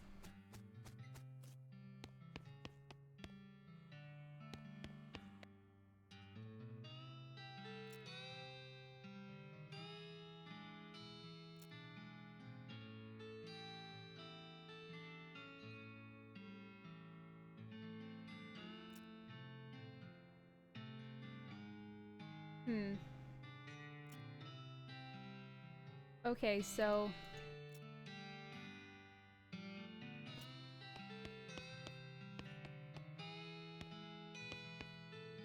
we're wearing our pants, right?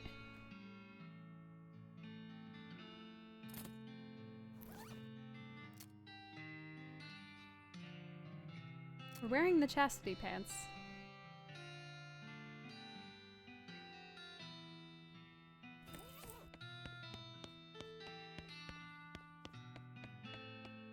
Oh.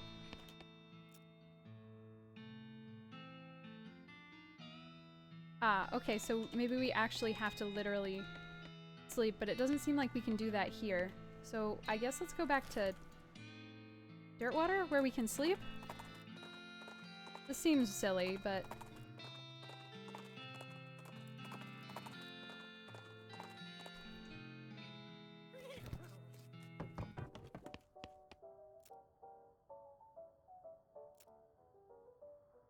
Oh, we got purity of glands. Okay, let's mosey.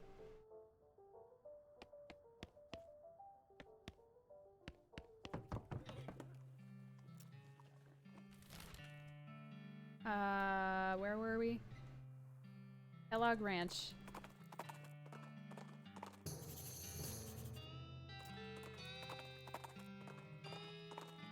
Bad metal. No. No manipulating for metal. Too much alliteration. Okay, so... Purity of... whatever, now purity of this. You eat the flakes. They don't taste very good, but they really scrape out your innards. So clean! Alright, now we have to go to the gymnasium again? We have to do this.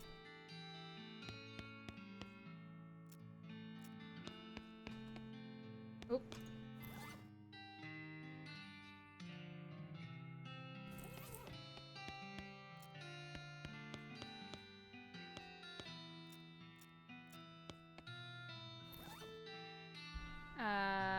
Fuck, I keep losing it. And cooldown stretching. We got Kellogg brand purity. What does that mean? Ooh! Your body has been shattered on the altar of purity, and you have been reborn as more than a human. This description is a registered trademark of Kellogg Ranch. It's great.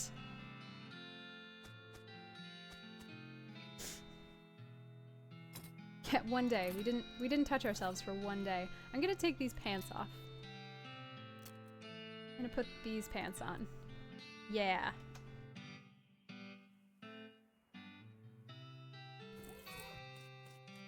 I don't think I've been on a horse long enough to get sore.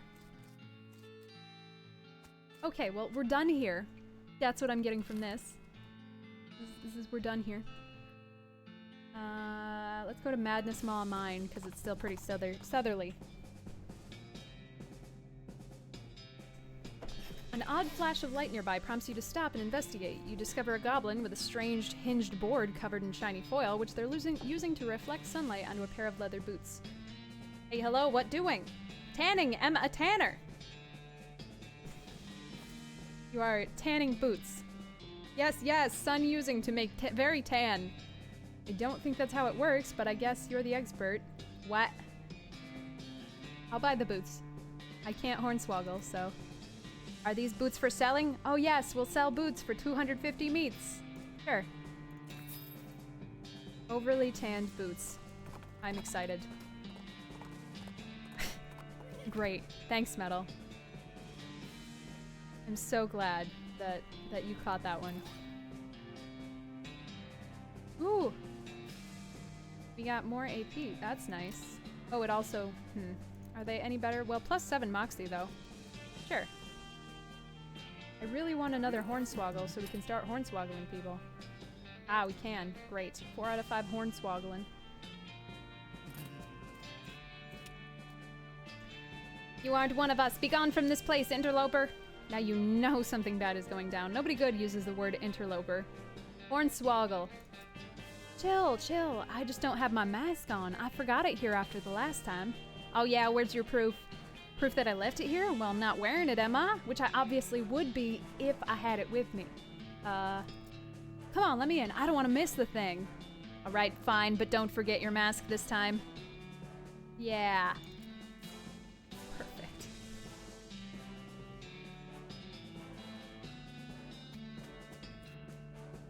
We got Loco Weed. Not that we can get it, but...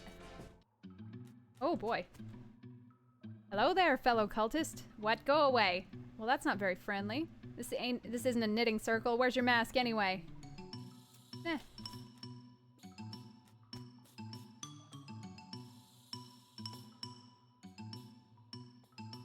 Okay, well, fuck it. Let's fight these people.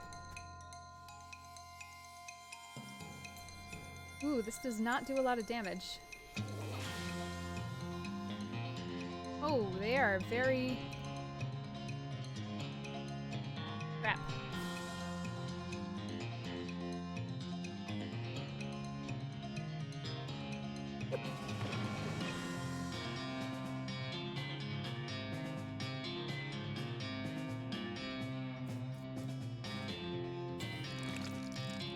Some poison. Some hot damage. We're not doing great.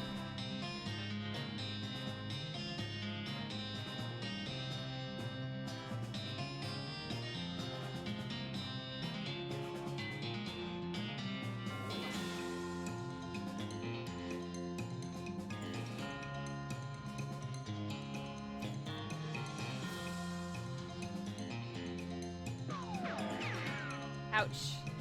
Well, that sucks.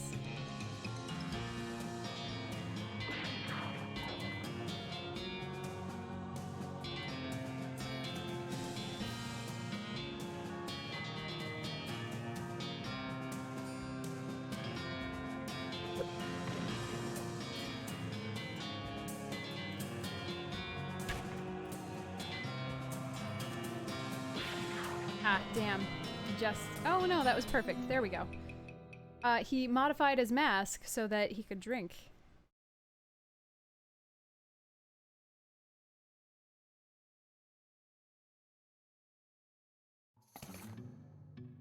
We got a cultist mask and sarsaparilla. Hooray! Can we put the mask on? This is one of those spooky white masks that the cultists you keep running into the mines wear. Perfect.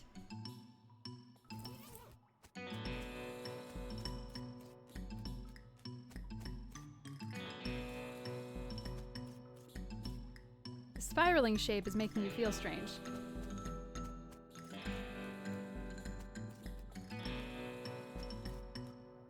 That one's different. It says, "Dear Jeff, the big guy says to stay out of here. Praise be Roberto. Sincerely, Jeff."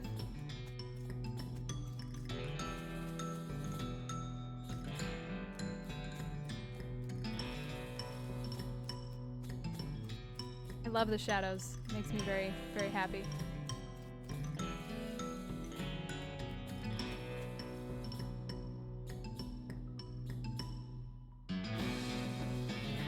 What? I don't believe you, Metal. I don't believe that that's real. Your El Vibrato transponder goes crazy when you get near these rocks. Dig in. Your deft picking reveals a ladder leading downward.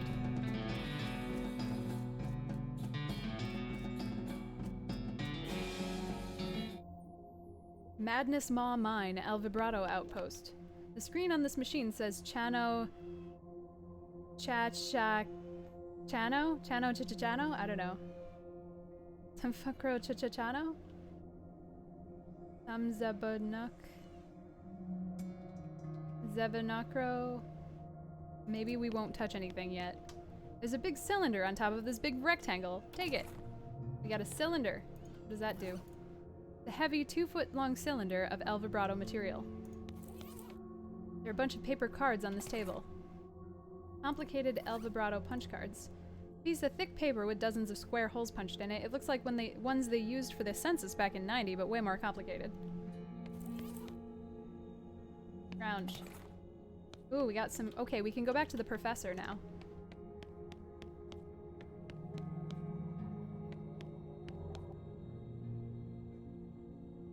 Let's go with some Fuckro Chichano.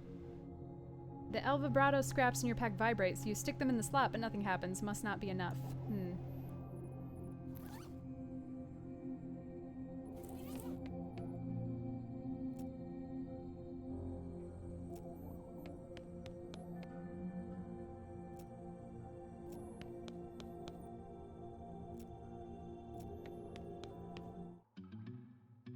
Okay, let's go to the professor then, while we're thinking of this.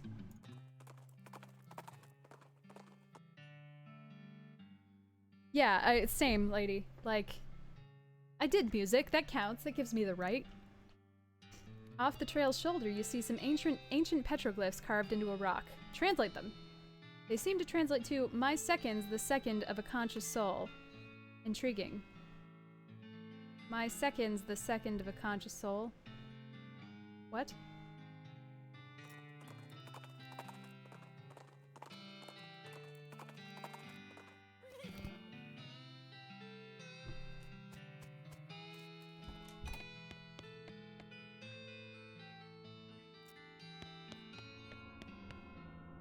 Fabricate a key. The machine beeps and boops a lot, then spits out a keystone. Cool, we got an El Vibrato keystone. Another one? Didn't we already have one of these? Oh, opens El Vibrato locks. Okay. We have too much shit. Let's go to Dirtwater and sell some shit.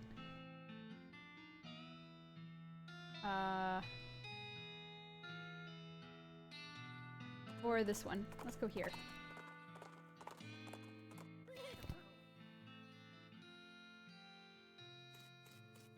That's why I love language. Language is so fascinating. It's like if we get enough people saying it, it's gonna be right. It's gonna change. I love that kind of shit.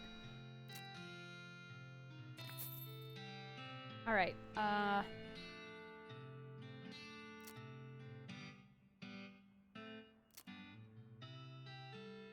we don't need these anymore because we have better ones.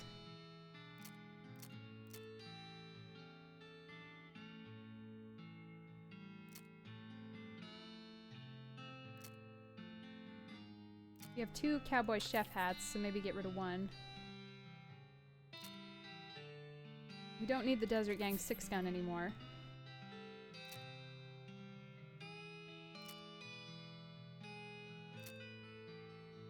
We don't need General Gobb's pistol.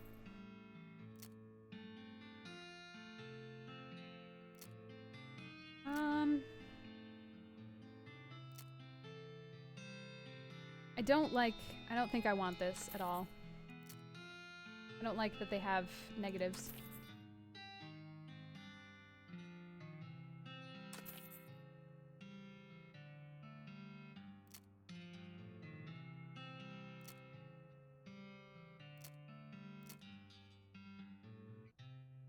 We have 2 headbands.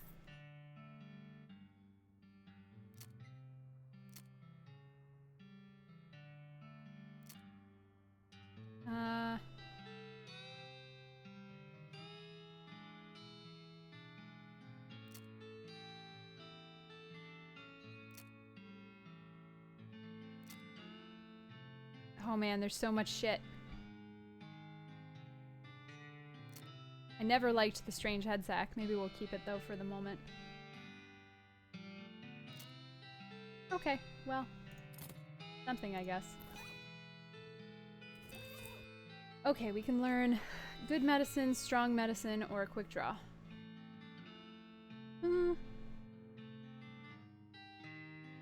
Let's learn quick draw. Cool. Great.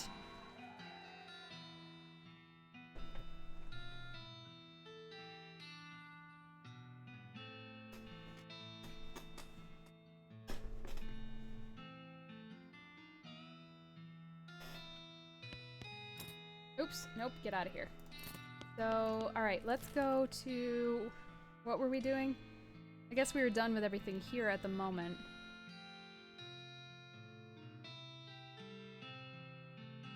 What are we waiting for? Oh, a spout. Okay. So let's go to the petting cemetery. Yeah.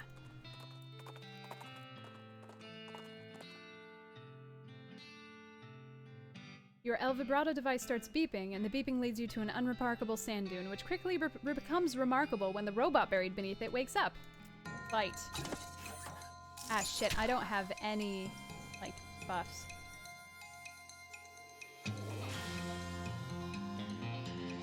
And we are not very strong right now.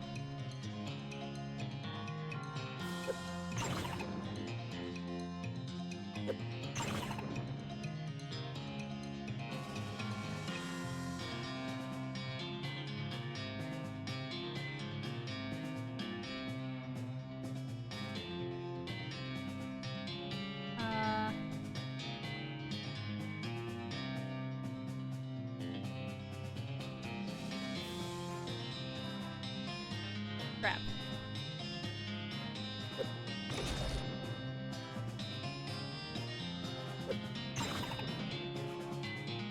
Oh, that was a lot of dynamite, which is unfortunate.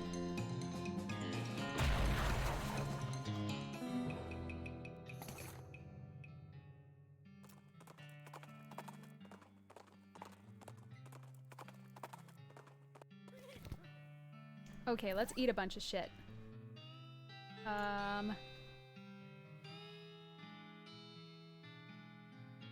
Ooh, let's take the peppermint drops. You pull the dropper out and try to do a trick where you can drop the oil into your mouth from as far up as you can reach, but you end up getting most of it in your eyes. Peppermint eyes. Okay, we increase our drop bonus. Ooh, meat drop bonus. Let's eat some of those. You still don't understand why this counts as candy? The only thing stopping this from being a full meal is its size. Sugared pork snout and nutritional content.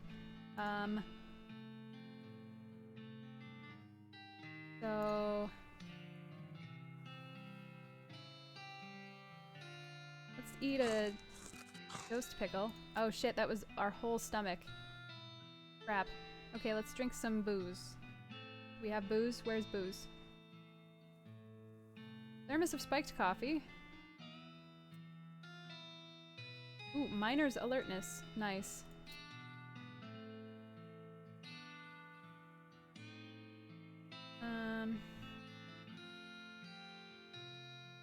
Didn't we have more booze? Fortified snake wine. Drink that. Cheap wine? Cheap tequila. Mysticality or Moxie? Mysticality's kind of low, so let's do that. 1 tequila, 2 tequila, 3 tequila floor. Just kidding, you actually stopped at 1 tequila. It did kind of taste like a floor, though. Good floor. I'm not a fan of tequila. Can we eat more? Nope. We have another spleen, though. What's spleen? Candies are spleen.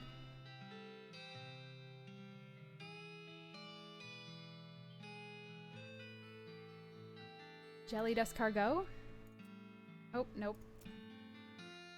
Plum pudding. Nope. Cotton candy? Okay, what is spleen then?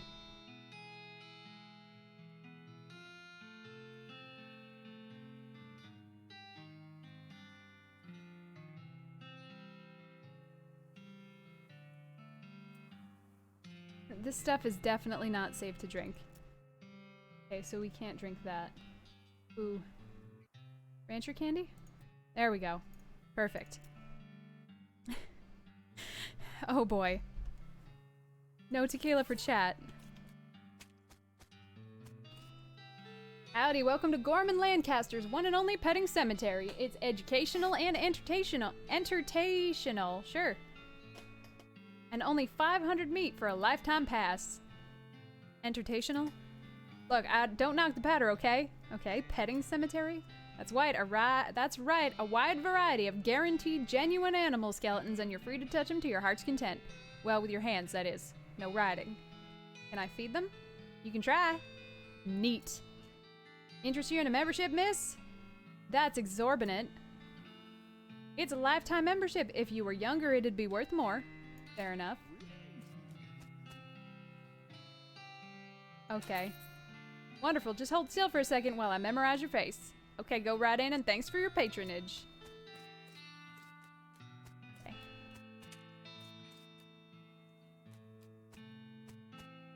This is the skeleton of a jackrabbit. In a pinch, the jackrabbit can help you change the wheel on your wagon. Oh, Jesus. Pet it. You got the boot. You gently stroke the former animal's skull. Boon of the jackrabbit. +5 speed. That's cool. The plaque says it's a pack rat skeleton, but there's nothing here. Nuts. This is the skeleton. Oh, we already pet a skeleton today.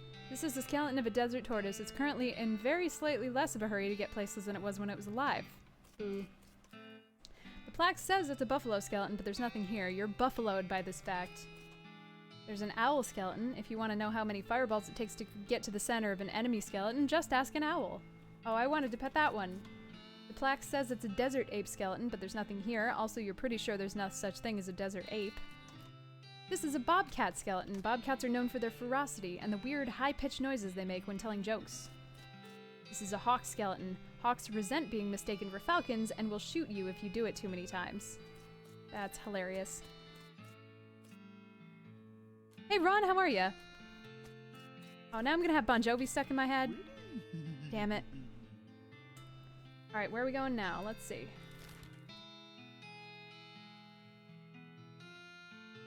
Go to the Hellstrom Ranch.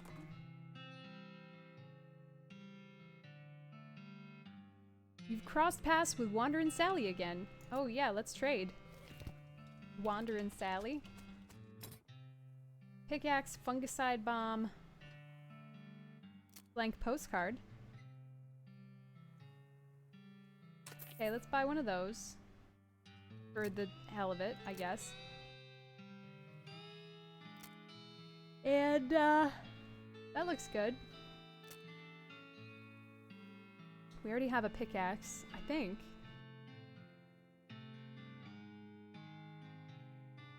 Now I don't trust it. I thought we had a pickaxe, but I just want to... Yeah, we have a pickaxe. Okay.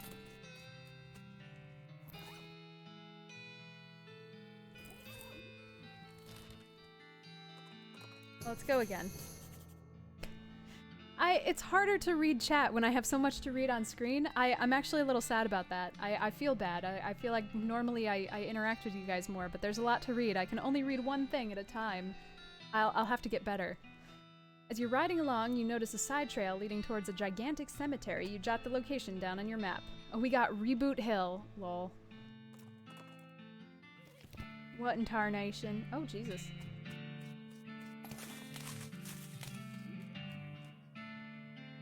That doesn't look good. They must have had a real barn burner of a party here. Ringing this will attract the attention of at least one infernal cow. But the only part of this shed that didn't burn was the part that the horseshoe was attached to. Guess it is really good luck. We got a lucky horseshoe. Wait, what was the door for? +4 armor. Okay. Let's re-look at all of our speed. Okay, so this is good. Yeah, we definitely don't want to be wearing... We definitely don't want to be wearing the cultist mask unless we have to be. Okay, so what have we got? A lucky marigold. So let's... That one looks pretty good. Oh, no, this one's better. Smoking chrysanthemum, sheriff badge. 13 to 17, 9 to 11, 3 to 4. So this one... We just redid this one though, right? 13 to 17, 4 to 5, 12 to 15, yeah.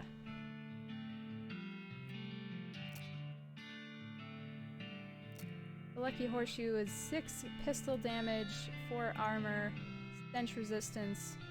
Ooh, that's melee damage and spell damage.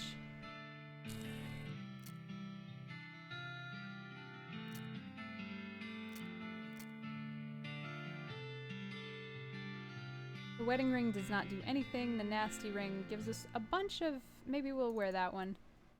First fit pants. 7 muscle. Spooky resistance and armor. Armor and speed. Pistol attack damage.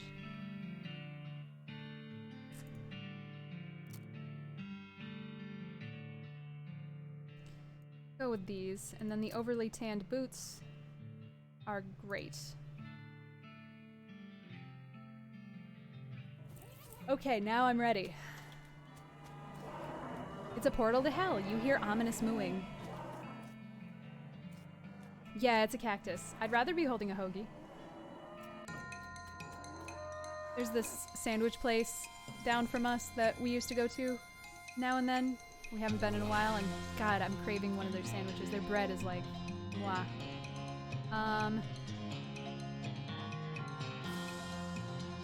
This was a good story, you're welcome. But I didn't talk about food last time, so...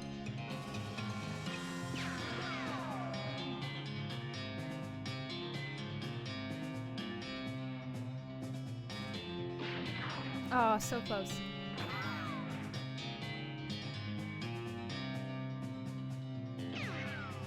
Perfect. You pulled some cows from their home dimension and mercilessly slaughtered them, you monster. Ha, just kidding, they're super evil. We got an infernal soul fragment. Susie carves another notch in the stock of her rifle. Hooray! A wispy, tattered bit of an infernal cow spirit just hanging out of the side of the pail just hanging out on this side of the pail going boo. It's an insubstantial piece of infernal cow. I don't know that we should destroy it. But I want to know what happens if we do.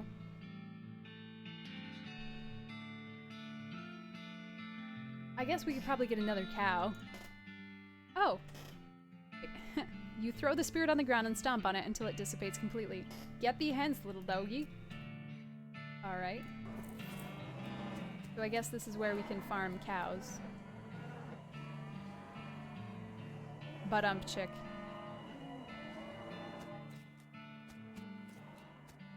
Oh, was it supposed to be out on Switch today? Or soon? I'm sorry. Please don't burn down the earth. Let's go to Reboot Hill. Your El Vibrato transponder beeps at you, and you dutifully follow the signal. Sheesh, who's in charge here? Leads you to a hulking robot stomping around on the desert sands, so the answer is basically not you. Approach it. Okay, now we're in better shape that we ate some more things. We've consumed different items. Much better.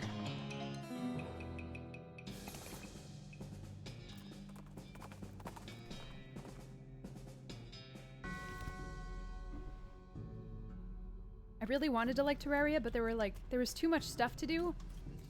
I couldn't comprehend all of the stuff. Don't worry, it's just paint.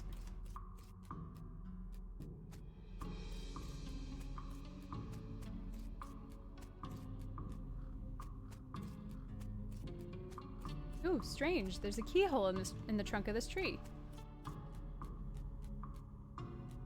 It's a good thing that I came down here and walked by the tree.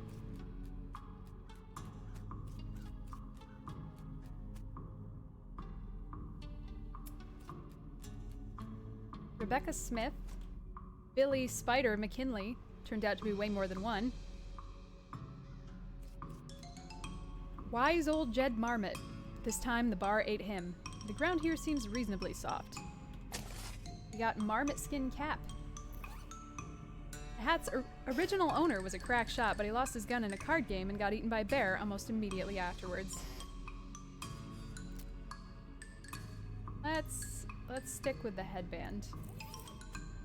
Peggy Immortal. Kind of ironic. Big Bob Hurlingham. Gone to the big pie eating contest in the sky. We got a tripe pie. Pie crust is filled with intestines. It just goes to show one man's nightmare garbage is another man's dinner. Biff Bunkerson. He was a real butt face. Snidely Crandlesworth. He was sort of like a Benjamin Button kind of thing. Annette Scentabaum tried to eat her way out of a bear. Clean Willie Hinks. Willie is gonna hate this burial thing. Buck Jeansley. Nobody ever saw a man die that way before.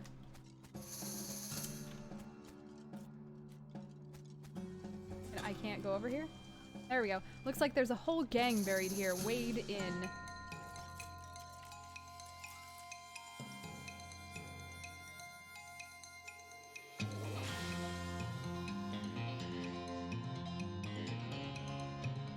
Let's try this one. There we go. It's supposed to be out in December? Huh. Let's shoot this one. Ow. Whew. Oh, this is gonna go bad for us.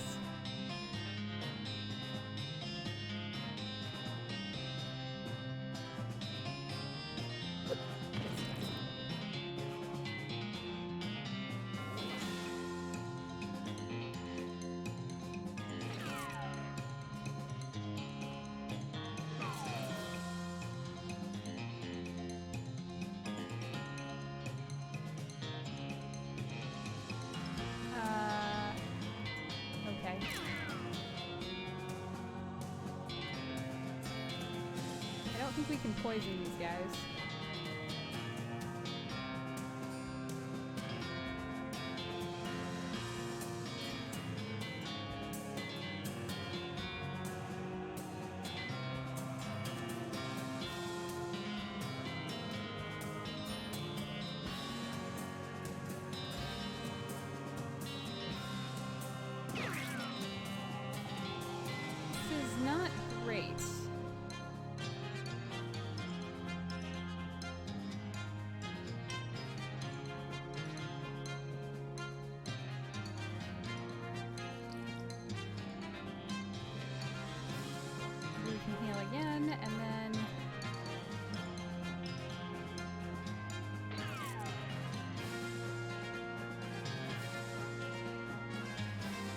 9 damage, 7 damage. Shit. Okay, well, there's this.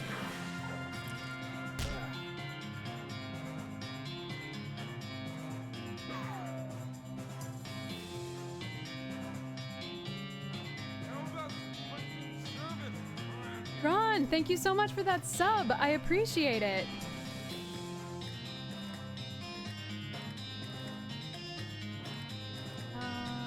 Okay, well, we'll do this.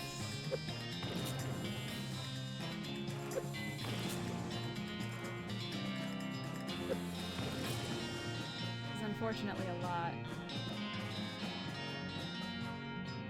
Oof.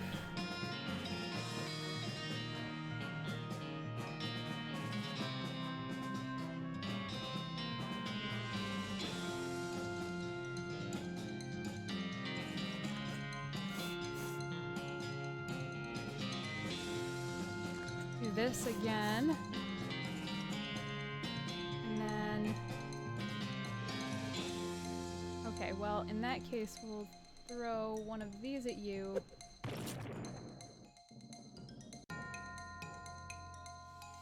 Fuck it, one more. You, we're gonna do...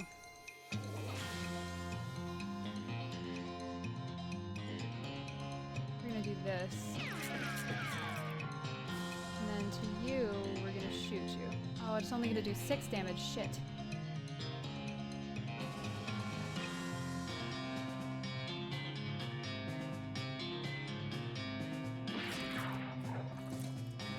Ouch.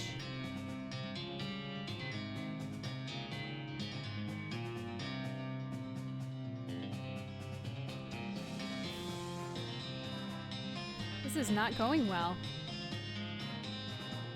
We are wasting all of our stuff.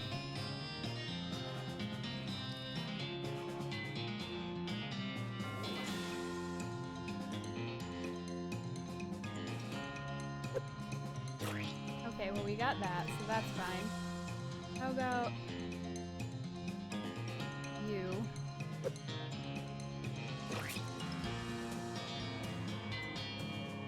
I don't think we can poison these guys, though.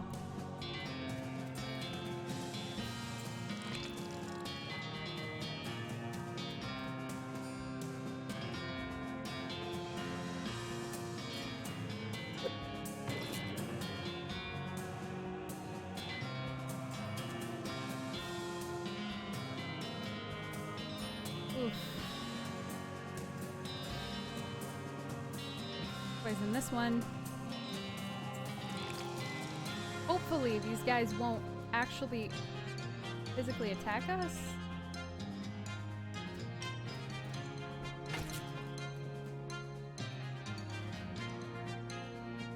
Zero damage. Awesome.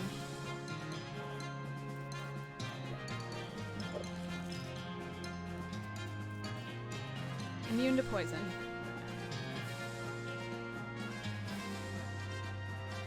Okay, well, they're not gonna actually attack us, so I think we can just wear them down at this point, I guess.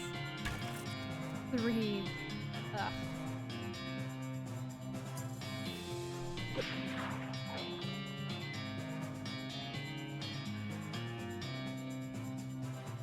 One damage. Shit.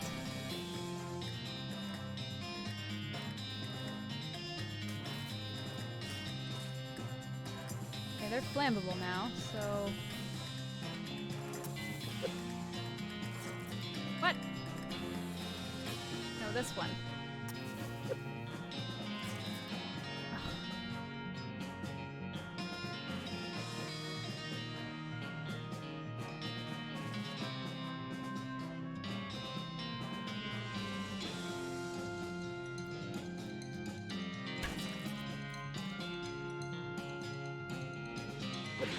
Yeah, I don't think this is possible to win.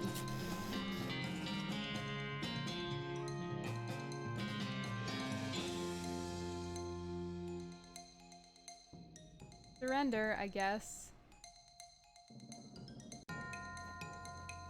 Oh well. I haven't had to do that yet. Well, we're angry, so that's good. And we can't do that now. We do not have enough stuff to do that.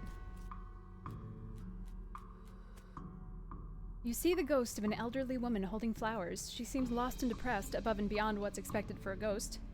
Howdy, ma'am. Is there something I can help you with? Oh, it's so awful. I can't remember. I can't remember at all. Let's start at the beginning, okay? Well, you see, I had 4 daughters. They married 4 brothers, the Smith boys, and after they each had 5 daughters of their own. Unfortunately, I outlived every one of the 24 of them. You know you're a ghost, right?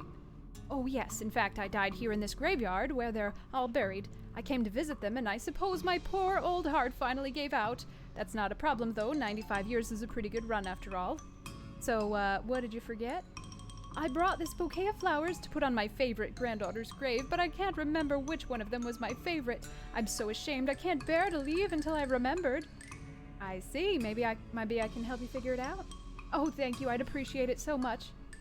No problem, ma'am. Can you remember anything about your granddaughter? Well, I'm quite certain her first name ended in a vowel. Oh god, this is gonna be tough, friendos. Her first name ended in a vowel. Anything else? I remember I was 40 when she was born. Oh no, 37. Or was it 42? Oh god. Did I write these things? Maybe I should write them down. There's 24 choices.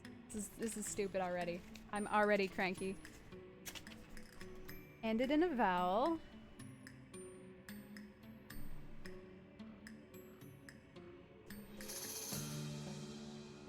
Nope, 37 to 42.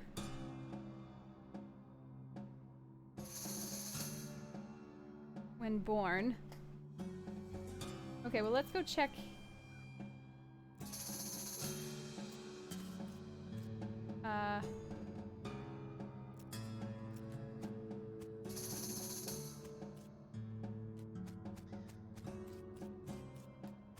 Okay, well, hang on. 1840. We have to figure out when Grandma was born. You uncover a coffin that was apparently delivered by mail because it still has the address printed on it. Either that, or this was a joke about somebody going to the Hellstrom Ranch after they die.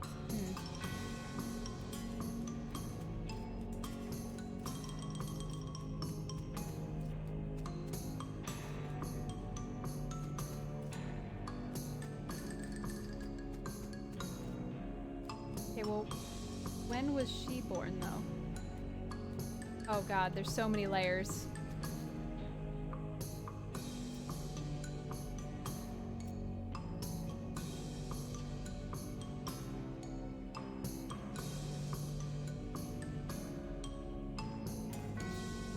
Her first name was longer than her last.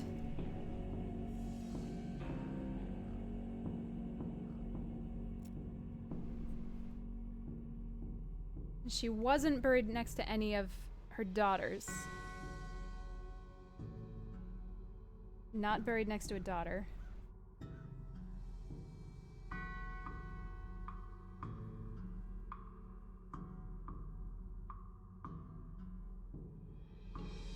Okay.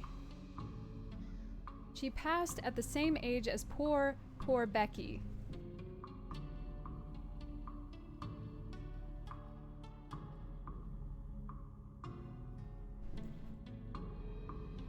Oh god. Her favorite hobby was knitting.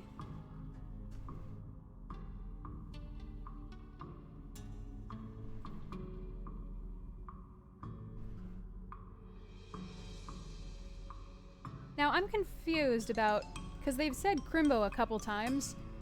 I thought Crimbo was like a British English idiom. That's not the word. I thought that was like British English slang. Is that really like Western US?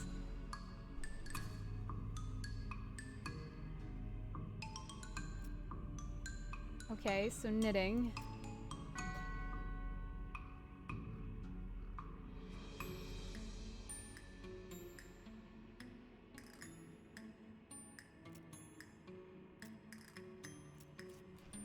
Okay, so then the options were P, M, L, and F. Alright, so first name is longer than her last name. And it ends in a vowel, so Pamela would be okay. Little Becky. Lilith, no. Pearl, no. Penultimate Becky. Leslie. Penelope. Trisha.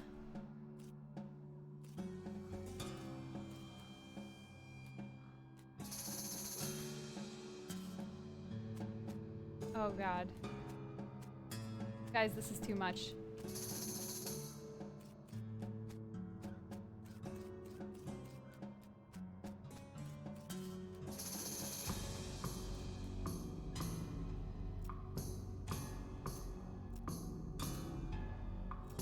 Maybe we don't actually have to try very hard.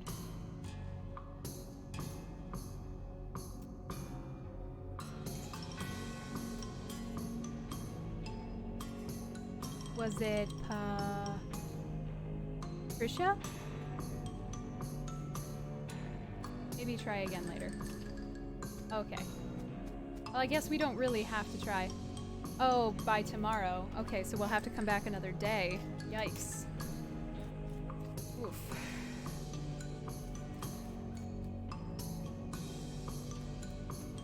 Dynamite gym fresca, all the bits we could find. The tombstone is big and fancy and has a door on the front. Open the door. Inside there's a document and a weird little metal object. The document describes a tontine? Tontine? The burial wishes of Chet Busterly and a weird sequence of letters. Okay. You pick up the object. It looks like a piece of a broken key.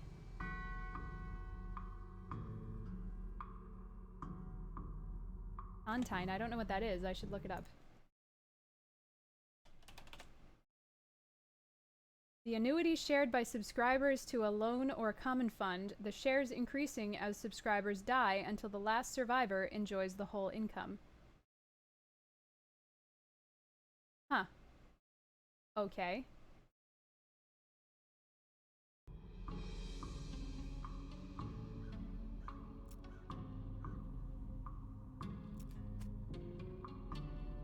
The door has a pretty sturdy looking lock on it. Read the document. Oh god.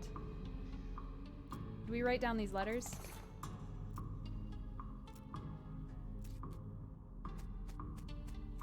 These puzzles are real puzzles. This is something. Alright, so BTLITR.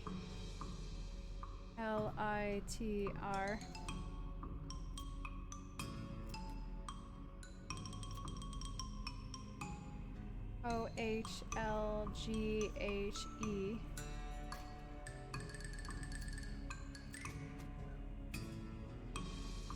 Oh, we don't have safe cracking. Fuck.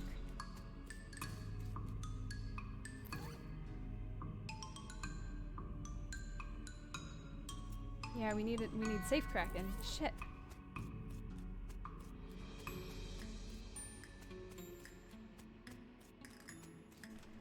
Shank Weems, we're reasonably sure he's dead.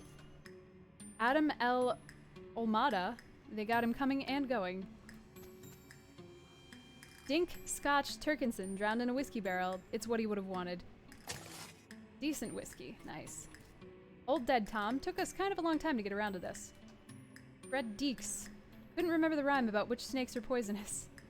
Red meets black, you're okay Jack. Red meets yellow, you're a dead fellow. Gnarled Fleece died as he lived, screaming. Annette Jangle, first lady bicyclist to ride off a cliff. We got riding boots. Nice. These boots are probably made for riding, but not the kind of riding you're probably thinking of. Let's see. Okay, speed. Let's stick with what we got for now. Lavender Crinks, inventor of the external combustion engine. The remains of a picnic. Sarsaparilla, clove drops, and gothic cameo. Ooh.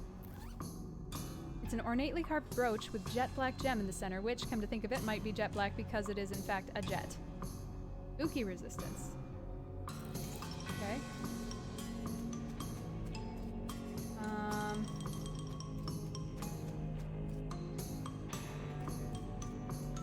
Xavier J. Horndog ran for mayor right off a cliff. Gina Slapperdish ate too many wasps. How many is too many wasps? I want to know what that number is specifically. Lucky Vinnie Pike. It's bound to run out sooner or later. Lol. Hazel Batchley embroidered herself to death. Been there. That one guy. You know that one. Yeah, him. Red Haggins. The most strikingly rat-faced man any of us had ever seen. Stanrietta Minkelson tried to eat a live eagle on a dare. We've got loose teeth. The skeleton doesn't seem particularly threatening, apart from being a general reminder of your own mortality. Hello? Who are you? My name's Bernard, but shh, lower your voice, they'll hear us. Who, the cultists? Shh, yeah! Not a fan? They're reanimating dead people's skeletons. I don't want to be reanimated. It sounds horrible. Can you imagine having to walk around without your skin on? How embarrassing! Not to mention cold. Well, sure, well... Plus, I mean, dying's hard enough. Who wants to come back to life just when you've gotten used to being dead, right? I could see that. Please, can you do something? I don't want them to find me. Okay, I'll let you know when it's safe. Great, thanks. I'll just hang back here until the coast is clear. I know. This game is really wonderful. When I'm done with this, there's also Kingdom of Loathing, which is a browser game that I definitely plan to check out at some point. Paulette Tootsbury died of a disease we don't have a name for yet. Skull chips. Based on the contents of the skull, you'd have called it Exploding Skull Syndrome. Perletta Fink, Territorial Scoffing Champion. You're not going to get past this barrier of whirling bones without, well, making it so there's no barrier of whirling bones here anymore. Shoot them. You draw your pistol and deftly shoot the floating bones into bits that are too small to float. Nothing to it. Susan Boingstrom, buried with her treasured collection of dog ears. That's sad. These cultists look like they're barely maintaining control over that skeleton. Wait and see what happens. You hide behind a tombstone and wait. After a few moments, the skeleton wrests itself from the cultist control and goes on a rampage. Bones and teeth fly everywhere, and none of them belong to the skeleton, if that gives you any indication of how the fight turns out. Seemingly satisfied with the carnage it's caused, the skeleton scratches something into the ground and then shuffles off to the south. Yikes. We got Fundamentals of Nex-Mex. That sounds like Tex-Mex, and I'm hungry again. Gives you the raised skeletal buddy skill. Seems like it's probably pretty dangerous. Are you sure you want to read it? Yes. Are you certain? The dark arts are no laughing matter. This could really mess you up. Read it, I said. The worlds crawl off the page into your eyes like worms. The worms burrow into your bones and then whisper stuff to you about cool things you can do with other people's bones. As you turn over the last page, the book vanishes in a puff of black smoke. You don't feel so well. You got a perk, white hair. What does that really do? Your hair has gone prematurely white due to your meddling in the affairs of the Netherworld. Oh, -3 Moxie. Oh, but we've got some stuff that we can do. Let's...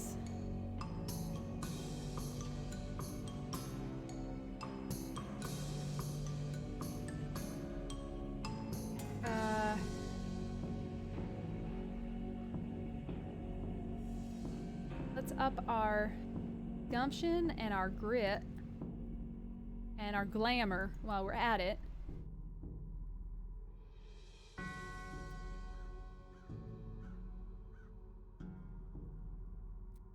Okay, good.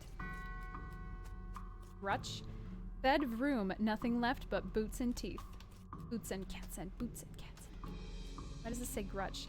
Nothing in here but 3 bedrolls and a single stale smell. This is what the skeleton wrote. It must be its name? Peninsula Wackersley. Nice lady, but really unfortunate name. This hastily constructed, very shallow privy. Investigate. You open the door and dig around in the detritus. You find a mostly burned scroll.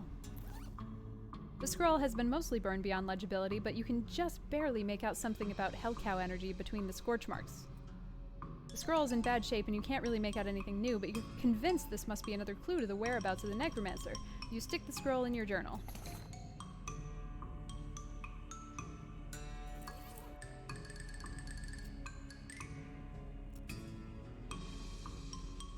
Ah, the Necromancer's lair must be near that crazy portal you found at the Hellstrom Ranch. Eureka!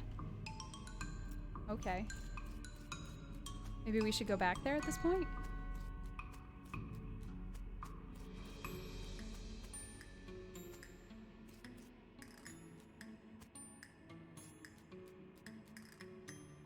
Alright. Okay, at this point, I'm going to take a quick break. I will be right back, friendos. Hold on to your cowboy hats.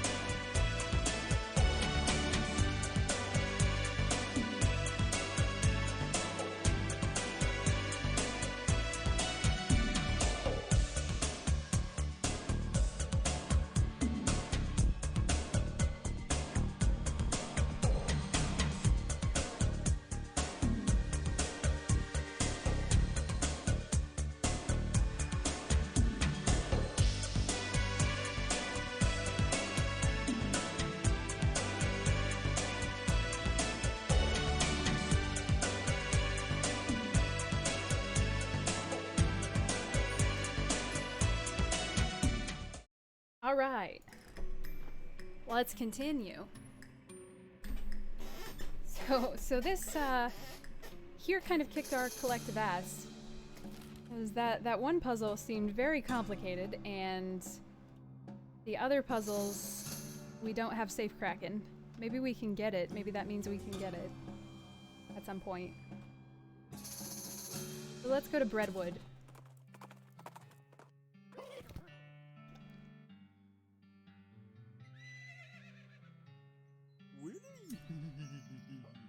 Okay.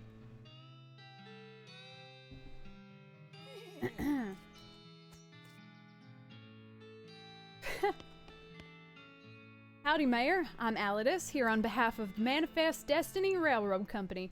We need to build a bridge in a hurry, so I'm here to cut a deal with you for the lumber. Alright, I believe we can scrape together that much wood. What sort of down payment are you offering? Oh, I sort of expected you'd just bill us. You want that much lumber up front with no payment? Are you serious? I can probably offer free train rides. I do enjoy a nice train ride, but that deal would be a real problem, and I've already got 7 problems to worry about. Oh.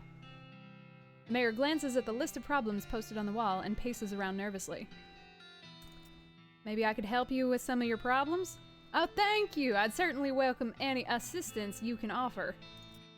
You glance at the problems board, which offers a selection of current issues as well as a dire warning. Which problem do you want her to offer to what do you want to offer to help with? The missing mail. Our last batch of mail never got here. We don't know if something happened to the mailman or what. Go talk to Reginald in the bunkhouse. He used to be a mailman, so he can tell you where to start your search. You got it. Okay. Last time a mayor let this list get over 3 items, we chased him out of town with his breadstick nailed to the top of his head. With his breadstick nailed to the top of his head? Yikes.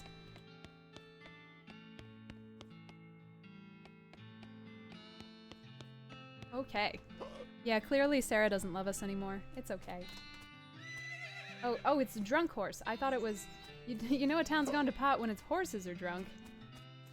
All's not well with this well. Oops, this is the buttery biscuit. Alright, bunkhouse. Alright, I guess we should just check here first. It's probably dangerous to interrupt this. This does not look good. There's a note on it that says see bartender for darts. Don't be this guy. This guy is grimly washing dishes. He notices you looking and waves you away, irritated. Just two old friends, reminiscing about the good times and occasionally showing one another their guns in a non-threatening way. Well, well, looks like some poor son of a biscuit wandered into town. Howdy, cake sucker. Wow, rude and baffling. Get used to it. We like our cussing here in Breadwood. Sure, fine, but cake sucker? We also like our breads and bread-related products. So I've noticed.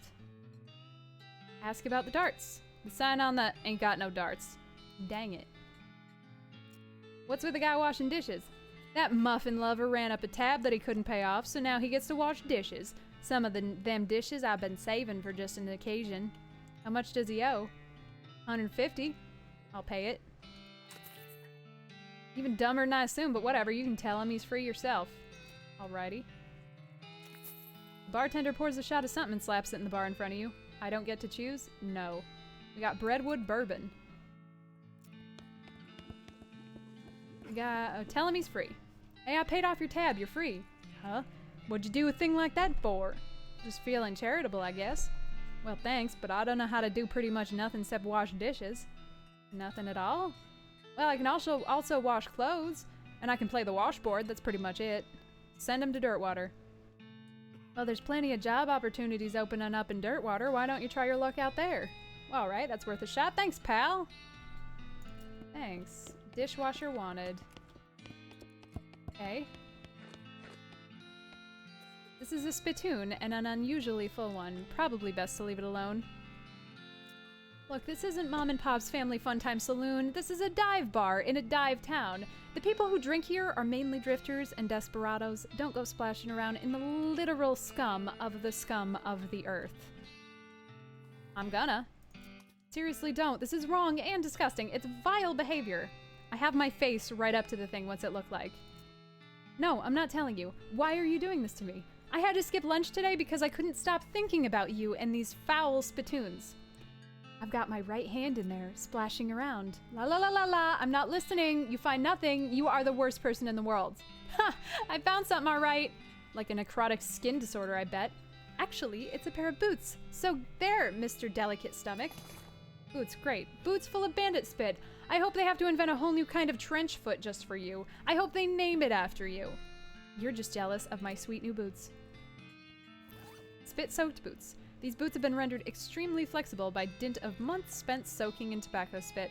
Best not think about it. Wow, plus 3 max AP though. Nice. Maybe we'll put those on for now. What are those guys up to? Ask them. The man with the black hat has a huge pile of meat in front of him. The man with the white hat looks broken sad. What you playing, fellas? Pharaoh, but I wouldn't say we're playing. I'd say we did play until this cowpoke ran out of money. How does it work? It's easy. You bet 50 meat and then you name as many pharaohs as you can. Every time you name one, I give you 20 meat. Wait, what? If those are the rules, how did this guy lose all his meat to you? He's real bad at it. I'll give it a try. Alright, partner. Start naming pharaohs. Oh, can I not, like, pick? Well, everybody knows that one. What else you got? Uh-oh. You don't actually know the name of any more pharaohs. Maybe you can get away with just making some up? That's not true. I can name more pharaohs. Come on. How about Gemudfakarf? He grumbles and hands you your winnings. Oh. Okay, well that's all I got. We made more money, right? Table's closed. Get lost. Wish we'd had more moxie. It's a post! Trade with it. Ah, okay. Desert eating and drinking. Ooh, we could get foraging. Ooh, and a monkey wrench.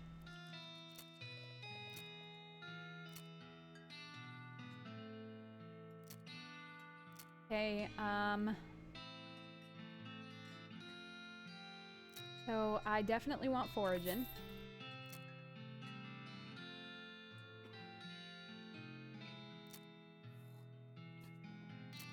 Mushroom plucking pliers. Okay, well let's buy the monkey wrench and the mushroom plucking pliers.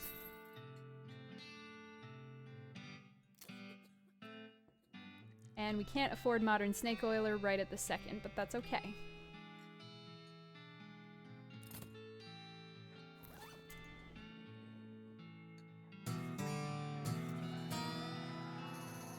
Unfortunately, while practicing your techniques, you accidentally squeeze the book into book juice, which turns out isn't a real thing. Yeah, I hope one of the spittoons kills us, or I hope one of them doesn't have anything in it. That's what I'm kind of expecting.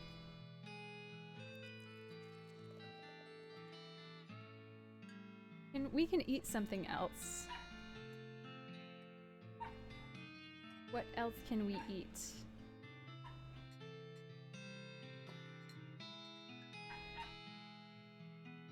Goblin sandwich. Sure. Let's eat one. Oh, we can do some more spleen, too.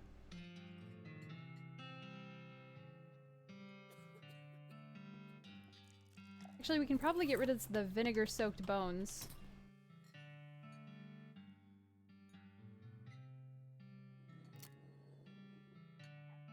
Because...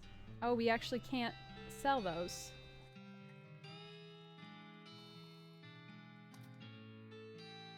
Oh, so some things we can't sell. Okay.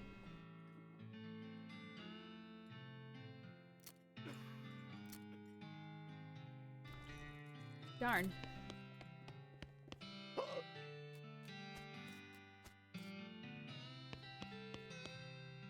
On the one hand, it's a modern convenience. On the other hand, it's got zero privacy. Flush it just for fun. Yay! These beds must have been for tenants who drew the short straws. Oof, this would be a drafty place to sleep. There's some water and a few miscellaneous toiletries provided. Hi, Zeno.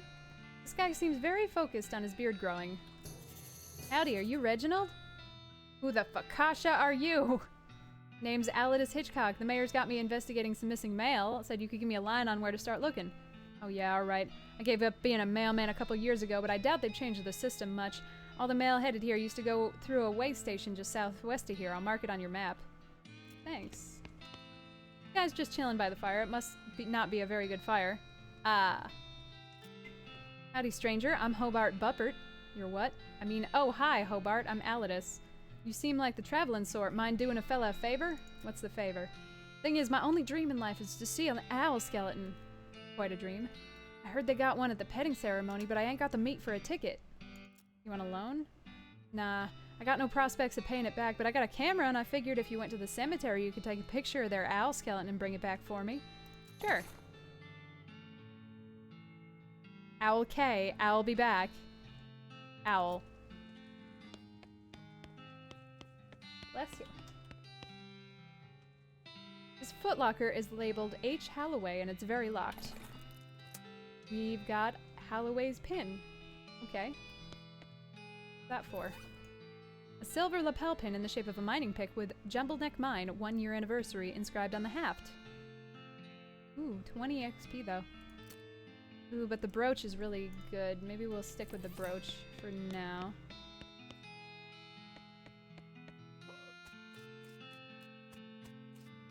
Dunwich Cruton. Croissant Le Breton. The graves past here are too old to be legible. Oh, Foragin 2. Balls. Ooh, 200 XP. Ah, Zeno, be careful, please. Okay, so we're gonna have to get Foragin 2. Let's go to Pet and Cemetery. A shirtless man in tight, stretchy pants charges at you out of nowhere. No more mushrooms, no more yogurt, no more exploring my inner consciousness while running in place. I'm just gonna kill something, kill it and eat it. Hornswoggle him. The guy charges at you, and you jump to one side at the last second and stick out your foot, tripping him. He bonks his head on a tree root, knocking him unconscious. Whew.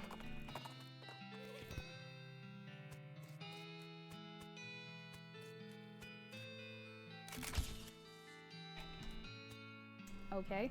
Well, that was easy. One thing was easy.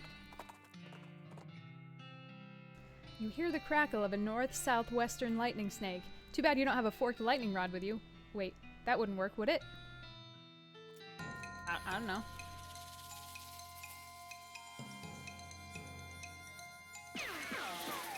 Perfect. Oh, we got lots of stuff.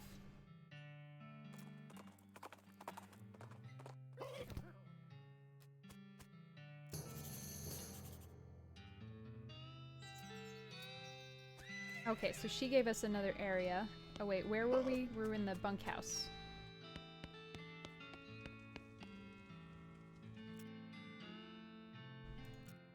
Oh great, will you look at that? What a beaut. Well thank you, Alidus. I ain't got nothing for a reward, but I imagine you'll get some experience points out of it.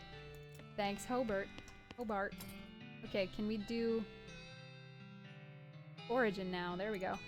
Okay, we got foraging 2 out of 3. Now we can get pepperoni whatevers. Tombstone pizza. You carefully slice up the pepperoni mold and place it on a pizza crust. Oof. Okay. Well, there's a lot of places that we could get foraging now. But I don't really want to go back to them, so...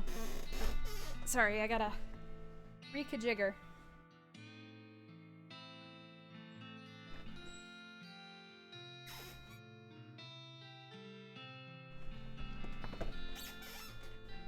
Let's go to the postal way station. Well, here's the thing out of nightmares. Maybe not your nightmares specifically, but someone's. A human skeleton scuttling towards you, crackling with blue electricity and making loud hissing noises. That sounds like a cross between a nest of angry rattlesnakes and a broken radio. Lasso that sucker. You pull out a coil, a heavy-duty steel cable you found earlier and I didn't bother to mention, poke one end into the ground and quickly tie the other end into a lasso. The skeleton, seeing this, gets the picture pretty quick and runs away before you get the chance to try out your lasso throwing skills. Aww.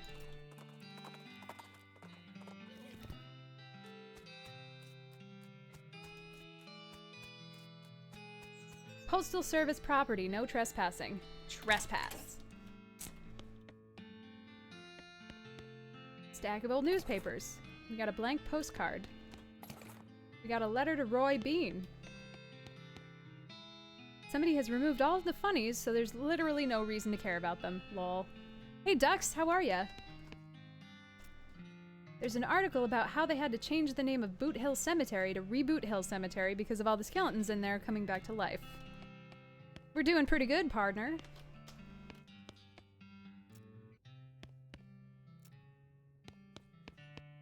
The cabinet is full of maps, but you have no idea what any of them mean. Maybe you could ask about it at the post office in Dirtwater. Okay. A big map of the whole region with lots of confusing little annotations on it. This is an undelivered letter to Roy Bean addressed to his House of Justice and Jelly Beans. Okay, so we'll go there next, perhaps? You don't even want to know what bureaucratic processes were involved in the placement of this outhouse. Okay, well there's nobody here. So then, in that case, let's go back to Roy Bean real quick. With the letter, and then we'll go back to Dirt... whatever. Or we'll go back to town. You see a splash of color out of the corner of your eye, and it turns out to be a giant multicolored banner hung across the front of an old army fort. We found the Fort of Darkness. We'll wait on that.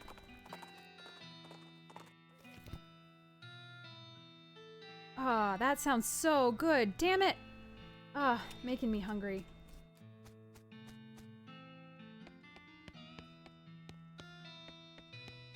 That's so great. That's fair. I found this letter addressed to you. A letter?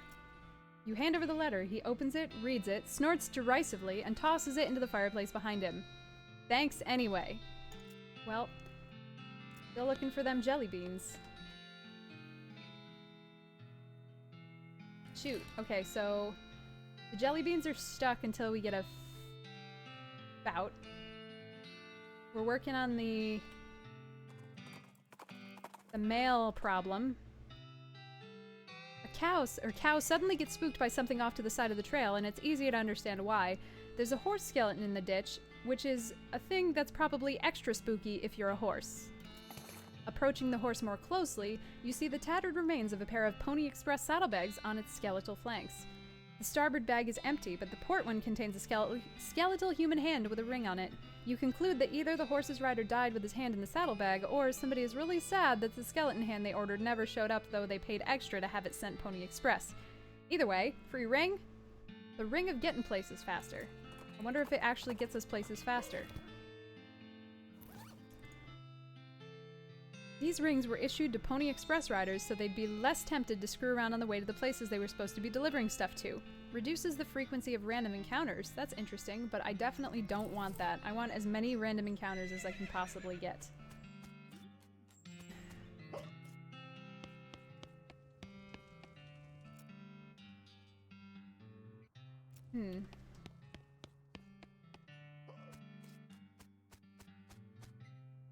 Okay, so that wasn't helpful.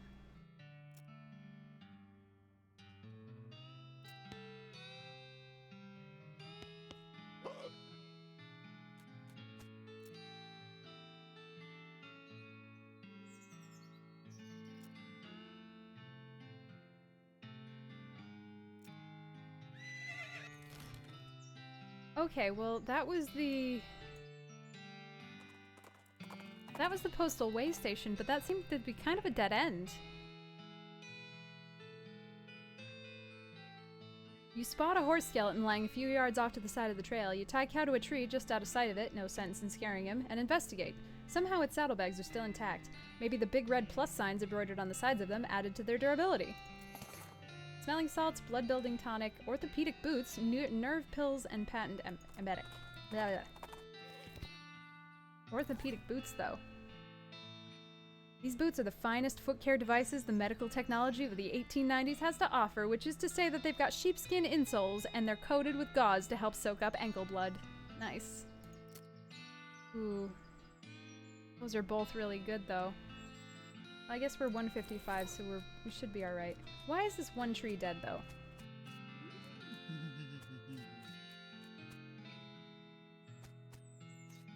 We need to check out the Dirtwater post office? Did we not already do that? Did I miss it? Oh, the Dirtwater post office. Oh. I must have missed that. Oh, in the map, the map box. Okay, because it said Dirtwater, and then I just assumed that it was talking about Breadwood, since that's where we are. Thank you.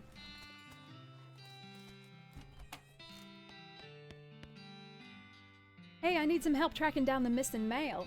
How do you mean? A mail delivery went missing on the way to Breadwood, and I'm hunting it down on behalf of the mayor. The local mail station has a bunch of route maps, but I don't know which one I need. Well, that information ain't exactly secret, but I ain't supposed to give it out, neither. A delivery going missing is bad news, though. I suppose it's alright just this once. Wait here. After a couple of minutes, she comes back with a sheet of notepaper. Okay, so each map has a code number on it, you see. Based on region and direction a travel, there we go. She explains how to work out the code you need and gives you a cheat sheet for reference. Thank you.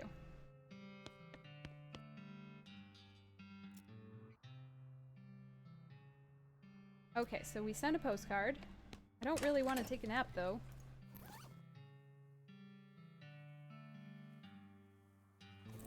Okay, now let's go back to the way station. Off the trail's shoulder, you see ancient petroglyphs carved into a rock. Oh no, our mysticality is too low.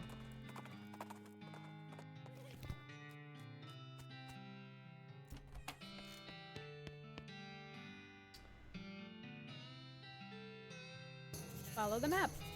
You find a suspicious-looking house. You discover a new map location, Chuck's house. Investigate. Something about this house makes you suspicious. You can't quite put a finger on it. The place looks perfectly normal after all, but you can't shake the feeling that there's something very wrong here. Or maybe you're just paranoid. Don't think so. Probably just one of those bird feeders where you hang up a ball of suet and seeds and stuff, except the birds ate it, so it's just like, you know, the rope. It's a cellar door. Man, I bet it's all kind of horror down there, like some kind of medieval torture dungeon. You approach the door hesitantly. You could be getting yourself into a real bad situation. It's unmarked. There's no name on it or anything. It's locked. But is it locked to keep you out or to keep something in? Whoa, it's a Plotco lock. These things are unpickable. Okay. Thank you, Plotco. Knock. You knock on the door. A voice inside calls out, "Come in, it's open. It's always open." The door creaks open, and you step inside the house. The interior is an absolute nightmare. The walls are covered with rusty chains and hooks, as well as a variety of wicked-looking knives and shears. A man of indeterminate age and slightly hunched posture grins widely as you enter, his eyes gleaming. He's standing near a large puddle of blood on the floor. Hello, my name is Chuck. Welcome to my little blood and breakfast. Your what? Blood and breakfast. Oh, sorry, I have a lisp. A lisp? Yeah, it makes lud sound like lud. A bed and breakfast. Oh. Okay, I see. People also tell me I emphasize words oddly, but I don't get that at all. Oh, Lord. Chuck is staring at you.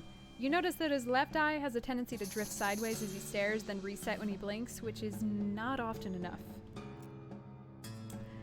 Excuse me? Yes? How can I help you? You said you're running a bed and breakfast here?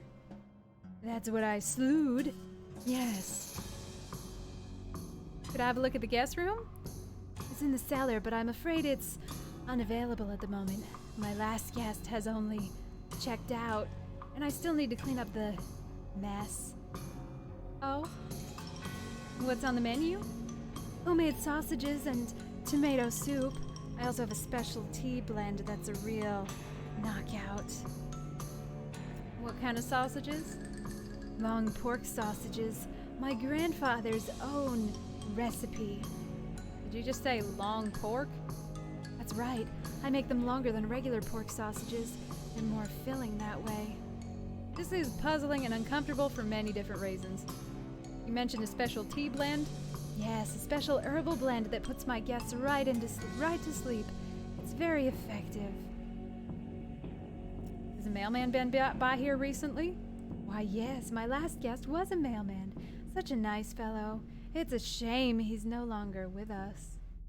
I hope you mean he just left. I like to think he'll always be here, in spirit. Thanks. A large collection of steel chains and hooks, as well as knives, shears, and other bladed implements. Everything is covered with rust or probably dried blood, possibly both. Ah, you've noticed my collection. Yeah, it's dramatic. It all belonged to my father, and his father before him. They were butchers. And you? Haha, I do a little bit, but not professionally. I broke with family tradition to run my little blood and breakfast. Oops. Sorry, that's private. That's my blood room. Your what? My blood room. My bedroom. Oh, right. Gotcha. A little pantry shelf with various tins and jars. There's nothing very unusual, but you do notice 2 jars of tea labeled Sleepy Time and Earl Grape. Switch the labels. You surreptitiously swap the labels. Chuck does not seem to have noticed. There's a kettle on the stove and it's still hot. There's a lot of blood on the floor here. I can't help but notice you have a giant pool of blood on your floor. Blood? Oh, no. I can see why you might think that, as this is certainly relude like blood, red like blood, but this is tomato soup. Tomato soup? Yes, I spilled my lunch. Very clumsy of me. I was just getting it cleaned up when you arrived. Yeah, Chuck is great. Isn't Chuck just a stand-up guy? We're not gonna be able to leave, are we?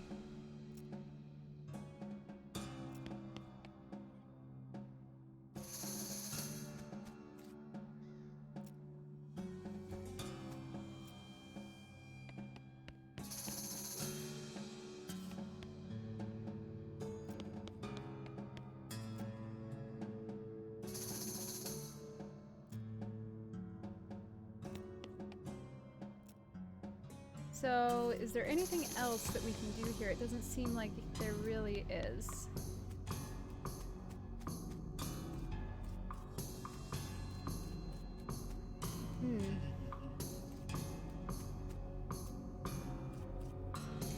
Okay. Well, I don't think we can do anything about the post right now. Cow carefully navigates a bunch of weird— oh no, as Cow carefully navigates a bunch of weird rock formations, everything suddenly goes silent. Everything that's— except everything the racing of your pulse. Oh my god, I'm so sorry. Everything except— oh, there still is? There's things we can still do about this? Everything except the racing of your pulse, that is, because you've stumbled across a horrifying ungulith. Attack.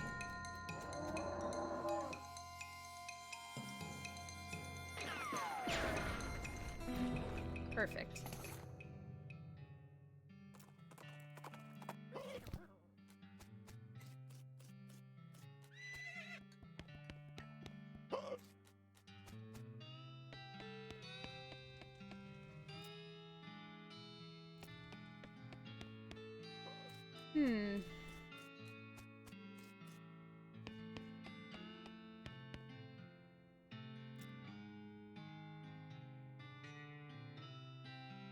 Oh, so we'll have to, like, come back, but that's okay.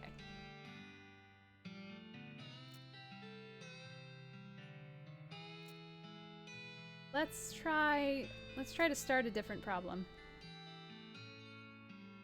So, okay, the library's only got 4 books, so it's serious business when somebody doesn't return one. Our records say it was loaned out to a lady named of Alexandria. That was a couple of mayors ago, so I don't know her, but we've got an address. Okay. I don't know if we should sell those.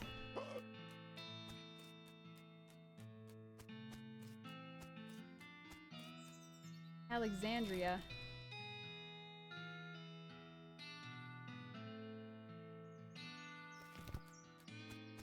Didn't he say he has an address?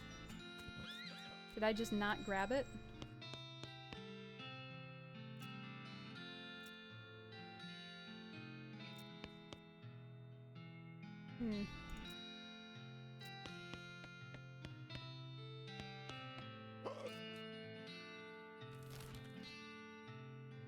Oh, Alexandria's ranch. I'm an idiot.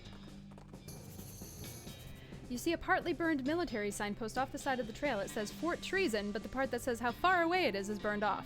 You ride in the direction of the arrow for about 40 feet and see the fort. Apparently it was 40 feet away. Oh boy, not cows. Do it.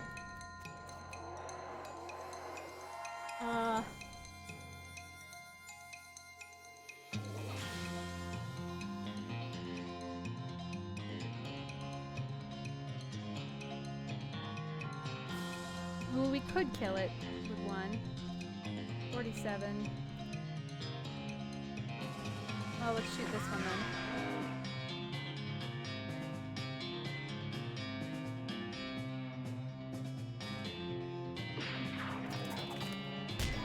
Ouch. Oh, good. They don't hit me.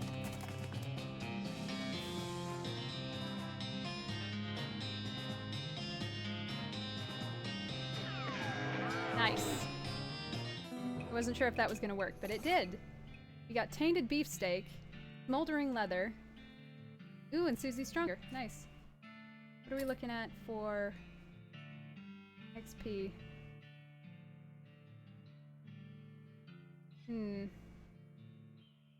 I kind of want to upgrade foraging again, just so we're maxed out.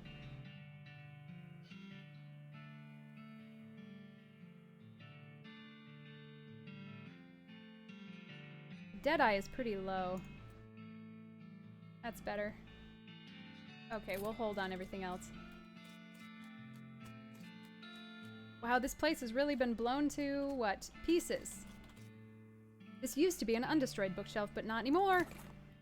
A small diary is the only legible thing left on the shelf. You got an item, the Diary of Alexandria, Alexandria. A small diary. It's crispy around the edges and it smells like gunpowder. You flip through the diary. Most of it is uneventful, describing the life of a woman who likes books and isn't interested in much else. It ends with a passage about a soldier from a nearby fort warning her about some kind of danger he wouldn't specify, so she moved her most valuable books to the cellar and took the ordinary precautions, like boarding up the windows and not leaving the house at night. Turns out this isn't much good against cannonballs. Okay, so the book is probably in the basement. A heap of smoldering books. Oh, we've got the overdue Breadwood book. Well, we've part of it. Half-burned library book represents 12.5% of the total stock of the Breadwood Public Library. Ooh, we got a modern snake oiler. And a solid steel vault door. Okay.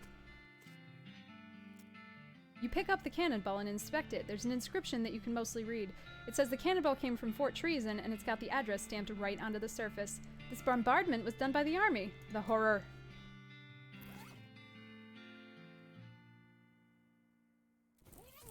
Alright.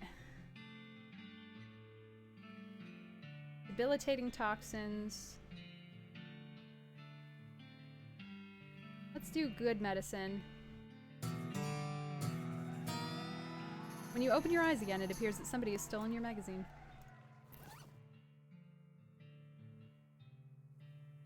We could probably extract some medicine. We probably don't use that as much as we could. Oh well. You still have 22 areas? Holy crap, Sarah.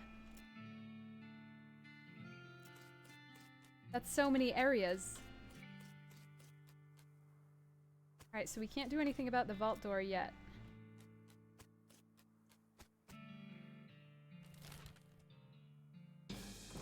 Bring the book back to Breadwood.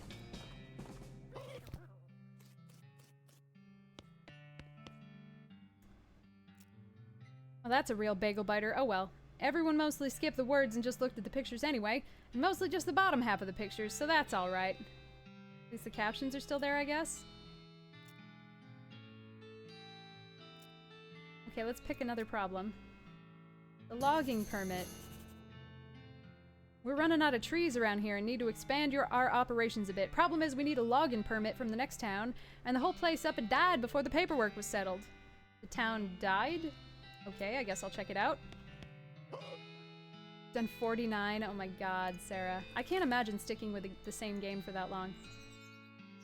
Okay, there's Ghostwood. Let's do Fort Treason so we can follow this book path. Ooh, Wandering Sally. You bet.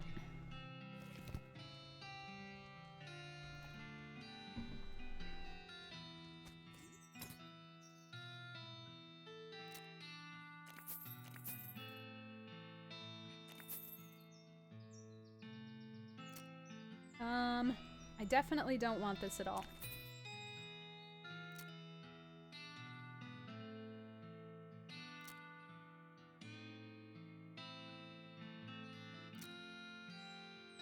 I don't know about these skull chips, though.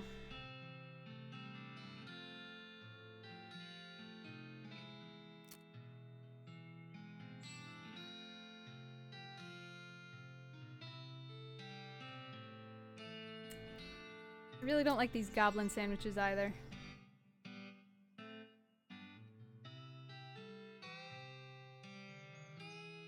But I guess we don't really need to get rid of them.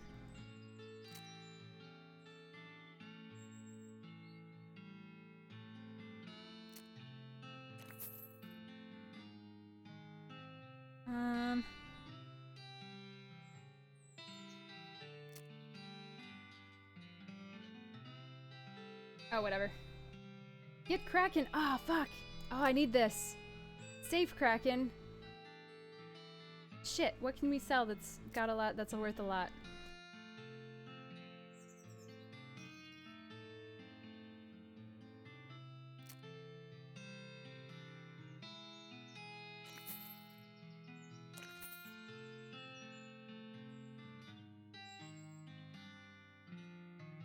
We have 2 shovels.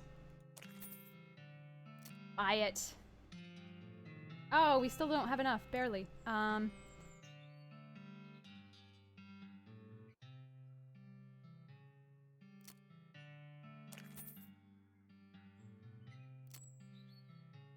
Nice. Oh, wonderful. Oh, we've got safe cracking.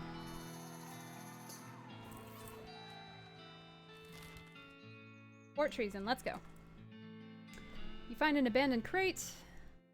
Open it up. Smelling salts, field trauma. Ooh, field trauma. Okay. Hopefully that'll heal us. It's a demi-culverin, apparently. Look closely.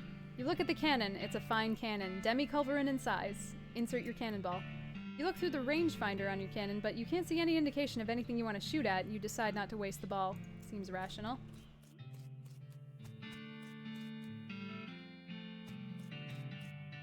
You climb up the watchtower and take a look around. Nice view. I don't have any more binoculars. This must have been where they stored all the fire. The lock on this footlocker has rusted away to almost nothing. Oh wow, we got a lot of shit. Artillery saber. Ooh, and it gives us +6 pistol attack damage. Perfect. Oops. This is an immaculately cared for standard army issue diary labeled Private Lemon. It's private in 2 ways. Private Lemon's diary is pretty dry and not very interesting, just a list of the day-to-day duties of a straight-laced soldier up in the hills without anything to fight. Toward the end, though, it starts to mention their commanding officer, Captain Simon, becoming increasingly agitated and convinced that a nearby ranch was being used as a spy outpost. Lemon doesn't sound convinced, but as one annoyingly vague entry puts it, orders are orders. The last few entries have to do with dissent in the ranks and the possibility of mutiny, the thought of which Lemon abhors. The rest of the pages are blank. Okay. Private Matthew's diary. Key to P.O. Box 114 and military-grade whiskey. A battered and dog-eared army-issue diary. The cover says Private Matthew and barely legible in a collage of gravy stains. Most of Private Matthew's diary is empty pages, ink splotches, and latrine duty again, blah blah blah. Near the end, though, you start to see notes about the fort's commanding officer, Captain Simon, going off the deep end. As Matthew puts it, being stuck here out in the middle of nowhere, doing nothing, is driving Captain the friggin' bugnuts. He's driving the Captain friggin' bugnuts. When the Captain eventually decided that a nearby ranch, occupied by a solitary woman and her book collection, was actually an enemy spy outpost, Matthew felt compelled to warn the woman, but was too worried about getting court-martialed to give her any specific details of the looming threat. In an attempt to prevent an imminent cannon bombardment of the ranch, Matthew stole some ballistic charts and hid them in a post office box during a shore leave in Dirtwater. This place doesn't have any damn shore, he comments. What the hell? Unfortunately, the cannons had already been calibrated, and when Matthew returned to the camp, he discovered that the shelling had already begun. In his last entry, he declares his intention to start a mutiny, but the diary ends there with no conclusion to the story. Okay, so we have to go check a P.O. box.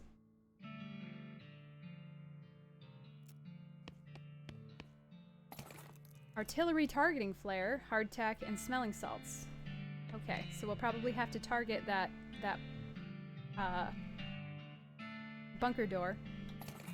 Smelling salts, hardtack, field trauma kit. Oh, it does heal. That's great.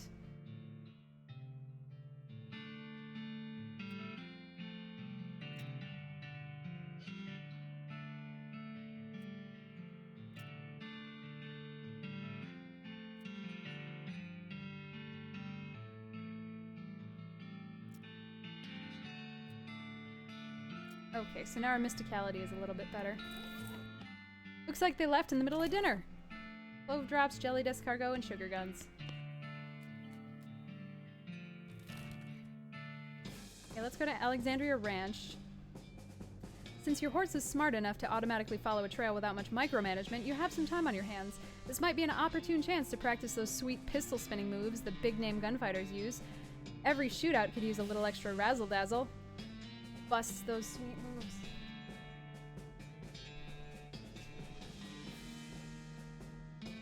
You practice spinning your pistol around your finger for a while and even manage a couple hand-to-hand passes, and you only accidentally fired once and didn't hit anything important. Nice.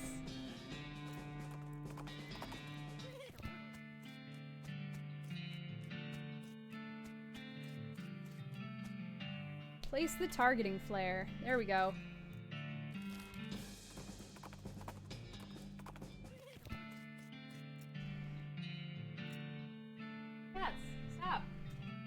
just a second. Thank you. You look at the cannon. It's a fine cannon. You peer through the rangefinder at the distant smoke of your targeting flare. Unfortunately, you have no idea how to actually aim the cannon. Oh. Okay, so now we have to go to Dirtwater first. Got it.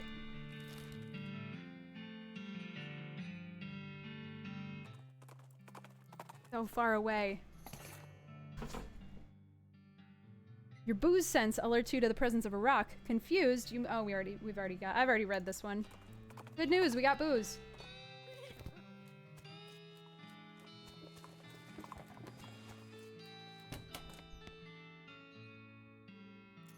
You open the box. It's empty except for a single sheet of cardstock with columns of numbers on it in tiny print. Fort Treason Ballistics Chart. The chart for army guides that explains how to more effectively destroy things from a distance. You know what? I bet that cannon could blow up the vault door at Alexandria Ranch if you could figure out a way to target it. Figured that one out.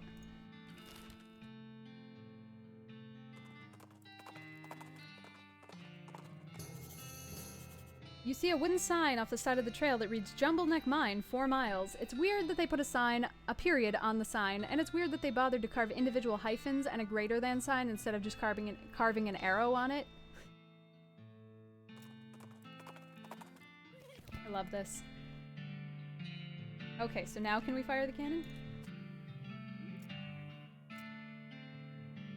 Unfortunately, you've got no match to light the fuse with. Son of a bitch!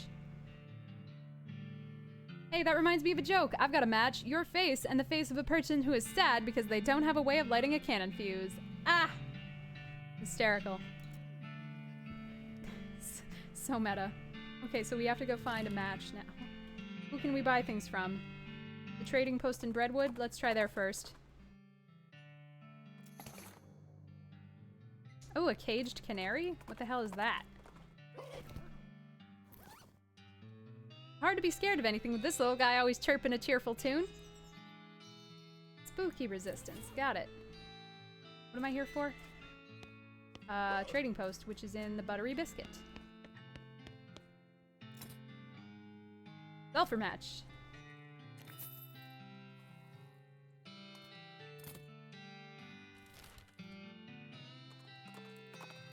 Okay.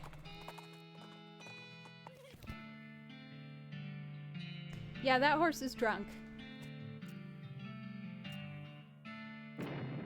Boom! If that didn't open the vault door, then those grapes are probably sour anyway. Hooray. What did we get that's new?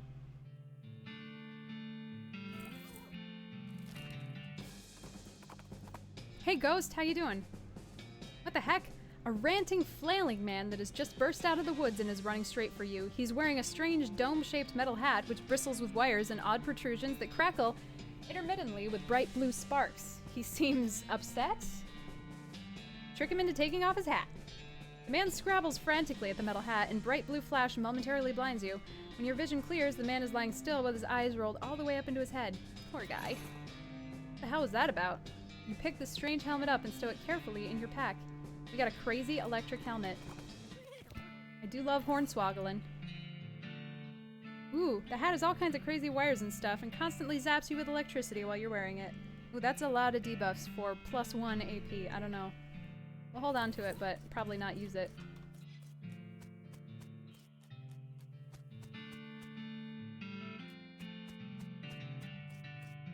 Books and books and books. Percussive maintenance. What's that for? This book is full of tips and tricks about the ancient art of fixing machines by hitting them really hard. Time to get smacking. Once you're done reading it, you notice that the book's spine is cracked. You try to fix it by hitting it really hard, but you end up just smashing the book to powder. Oops. Modern snake oiler. Nice. Debilitating toxins. Where are they now? Okay, we could do bad medicine or strong medicine. I think we might be about out of snake oiling skills to learn, so I guess let's earn strong medicine. How to cheat at poker. Cheating is part of the game of poker, but getting caught doing it is still disadvantageous. The book purports to turn your cheating into sneaky cheating. Read it. Dirty poker. So as to conceal the evidence of your dirty dealings, you eat the book.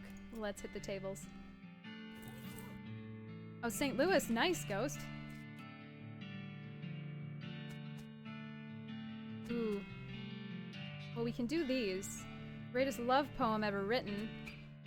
Rich vein, poor vein. Let's try this one first. There's a copy of a popular financial advice book from a few years ago. It's rare now because of various crusades to destroy every copy of it. You quickly memorize the entire book, Vainglorious. Unfortunately, the book was so old and crumbly that reading it once caused it to be destroyed. So much for literary preservation. Ah, that sucks. Gold medal silversmithing. This book, written by expert jeweler Dabney Bronze, details advanced techniques in melting silver things and turning them into other silver things. Okay, expert silversmithing. After you've finished reading it, you absent-mindedly drop it in a nearby mailbox and are unable to retrieve it. Happy birthday, Mr. Postman. Oh, I do have another lock. Great. Best love poem ever written. The dust jacket of this book is missing, so I can't tell you who wrote it. Who wrote it. What? This love poem is so good you're afraid to even read it because you might fall in love with the book. Oh, good. So we're actually supposed to be selling this one. That's nice. Great. In that case, let's go to Breadwood. You encounter a man who, for some reason, has set up 3 wooden posts sticking out of the ground with first one encircled by a pyramidal stack of differently sized stone rings. The man is looking at the stones and scratching his head. When he sees you, he asks if you'd mind helping him move the stones to the 3rd post. I don't have enough mysticality to do anything else about this, so I guess we'll just continue.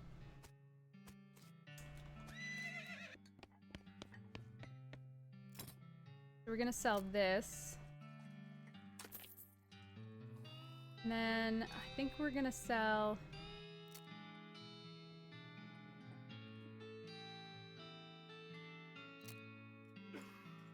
I wonder if we're gonna need a lot of spooky resistance soon. I don't like this, so I don't want that.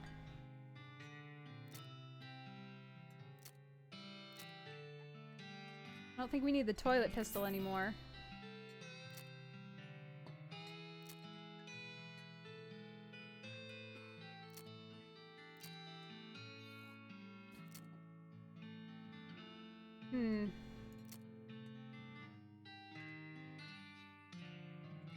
Well, I mean, we could always go back to the silversmith. Man, there's so many things you could do.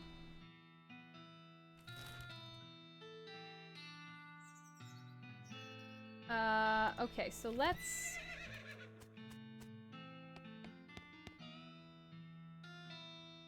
Oh, Ghostwood is the logging. Alright, so in that case, let's go to Ghostwood. Ooh. Oh dear. You might expect to be able to just walk straight through the door of a ghost building, but some kind of force is preventing that. I guess you could knock? Someone's mounted a pencil sharpener on one of the balcony posts for some reason. Okay. Your fist makes a distant, echoey plap sound on the barroom door, and a ghostly voice comes out of nowhere. Howdy there, gal. New in town?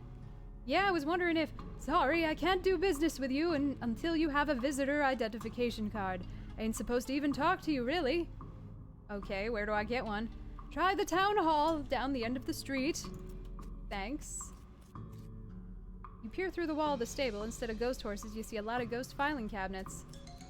The ghostly jailhouse seems to be stacked up with boxes of old papers. You don't see any ghost criminals, but usually there isn't anything longer than a life sentence anyway.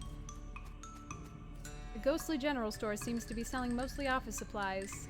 Ghost office supplies. It looks to be the ghost town. It looks to be the ghost of the town hall. It looks like a regular town hall, except, you know, the whole ghost thing. This is a regular cactus. Well, the ghost of a regular cactus. Well, the ghost of a regular cactus with the ghost of a pencil stabbed into it. You try to grab the pencil, but your hand keeps slipping through it. Okay. Wait, hang on. Can't we be a ghost?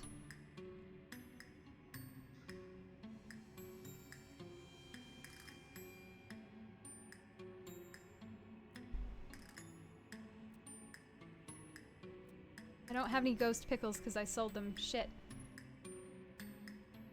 Didn't we eat one today, though?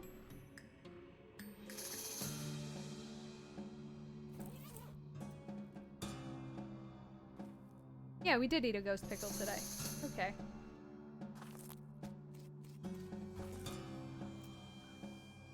Ah, visitor! You'll be needing a visitor identification card. I guess so? I'd be happy to help fill in the forms. Most living people have trouble holding the pages. You'll be needing a number 3 pencil. If you're filling in the form, can't you just use your own pencil? I will be, but the instructions say very clearly that an applicant must have a number 3 pencil.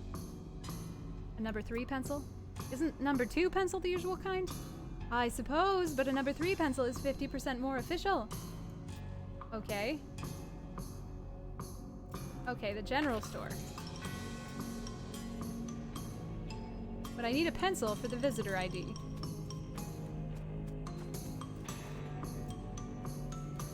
Okay, so I'm apparently not ghost enough. I am not enough of a ghost for this.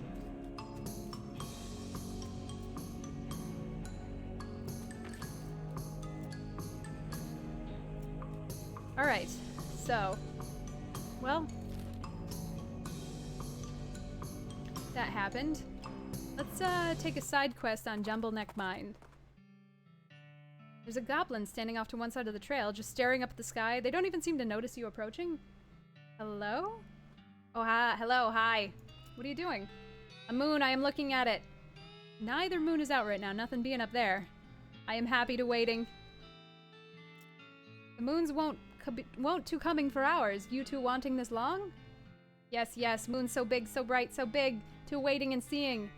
You very liking a moons, huh? Yes, very, to looking, I to collecting rocks for them. The goblin takes a bunch of pebbles out of his pocket to show you. They could be moon rocks for all you know. Sell them some more moon rocks. Oh, hello, I am just to be remembering. Moon rocks I am having too. Are you like to buying them? Yes, these moon rocks are a different look having to them. Yes, rare, limited edition. Great. Rocks. Probably some mine leavings that got piled up here. You poke around in the rocks, but don't find anything of interest.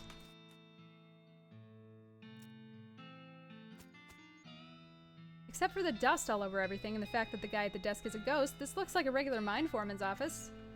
Okay. An old calendar. Looks like work stopped here a bunch of months ago. A hat rack with a standard issue miner's helmet hanging off of it. We have a miner's helmet. +3 armor.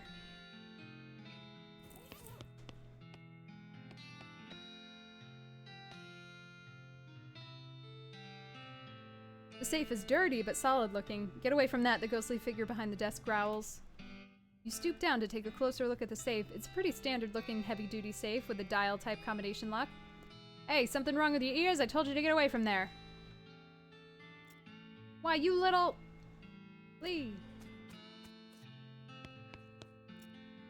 Yet I'm busy here. I've got a mine to run. Take a hike, okay? This mine is still running? I haven't seen anyone around here. We're miners, kid. If you saw anyone up here, I'd have to fire them for not doing their jobs. How's business? Oh, great. Just hunky friggin' dory. See this face? This is my happy face. And I'm double excited about answering questions from some random kid that wandered into my office while I'm working. Look how ecstatic I am. That's quite the silver tooth you've got in that sarcastic grin. Made it myself. I'm a few little silver trinkets in my time. Now go away. Your calendar's out at like 6 months old. I like the picture, okay? Scram. Do you know that you're a ghost? Do you know that you're a pain in the ass? Yes. No, I'm serious. Do you see me laughing?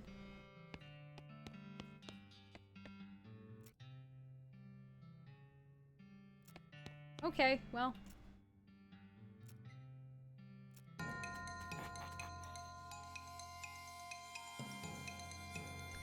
I'll fight him.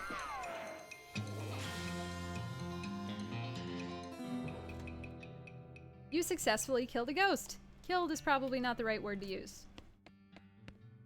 Since no one is here, you're free to rummage around the desk. Jumbleneck Mine Elevator Key. Ah, we don't have Safe Crack in 3. Fuck.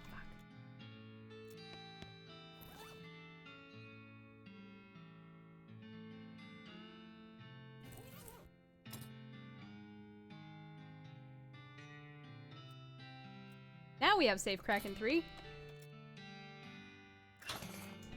You press your ear up against the safe door and slowly turn the dial. Eventually, you manage to pop it open. We got a sack of meat nuggets and a weird knife. Score.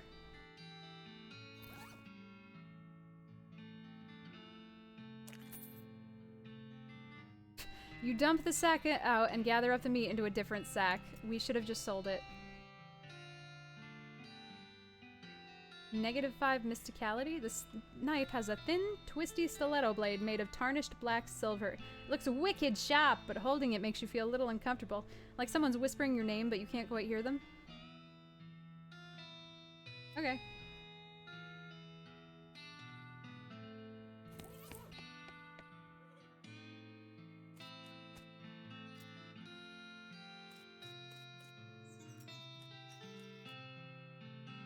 Ooh, we got gin blossoms, and now we got blossom gin.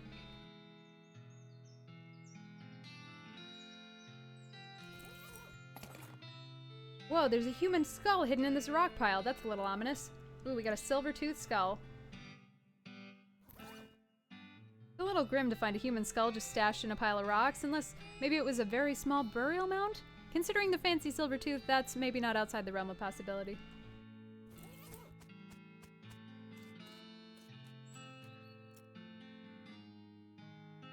The elevator is pretty dusty inside and doesn't appear to have been maintained for quite a while.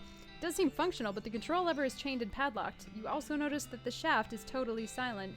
You'd expect to hear the rumbling of mine carts and the clanking of pickaxes echoing up from below, but there's nothing.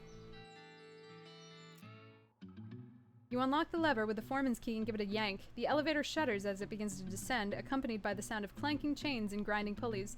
Very quickly, it becomes too dark to see and you pull out your lantern. Very slowly, the elevator reaches its destination. You pull the door open and peer out into the gloom. The minecart is full of rocks. There doesn't seem to be anything special about them. Someone left their pickaxe here. I guess that's what they call environmental storytelling. It looks like this lever controls the junction in the minecart tracks.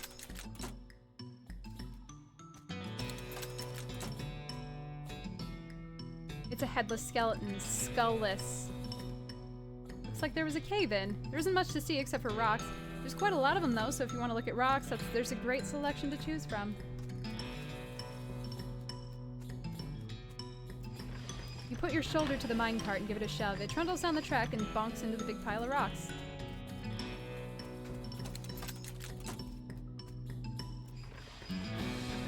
Put your shoulder up, it rolls the bend in the track and disappears into the next room. After a moment, you hear a distant clank. Looks like someone down here forgot their lunchbox. They must be real hungry by now. Pretty much everything inside has crumbled to dust, except for a wax paper sandwich bag and some raisins that probably weren't intended to become raisins.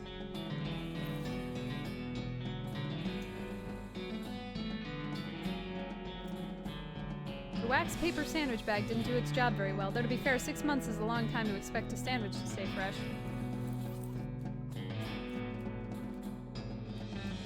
Ah. Some kind of rusty old spring-loaded ratcheting mechanism with an activation lever. It appears to have latched onto this minecart and locked it into place. Unstable stick of dynamite. Stick that old dynamite in there. The lever mechanism is rusted and stuck. This is going to require something heavier duty than a can of oil, seems like.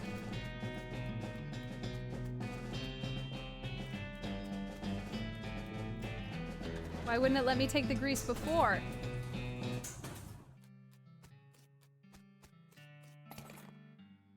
You fill your waxed paper sandwich bag with old grease. Hopefully this will come in handy very soon, so you can stop carrying it around. Link. Link.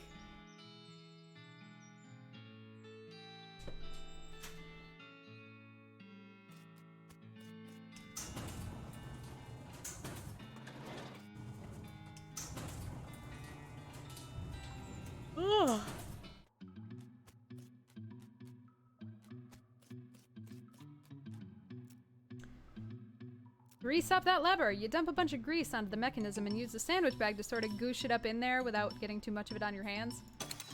You yank hard on the lever and it releases the mechanism's wound-up springs, launching the minecart down the track with a terrific whang noise. Off in the distance, you hear a clunk. Damn it!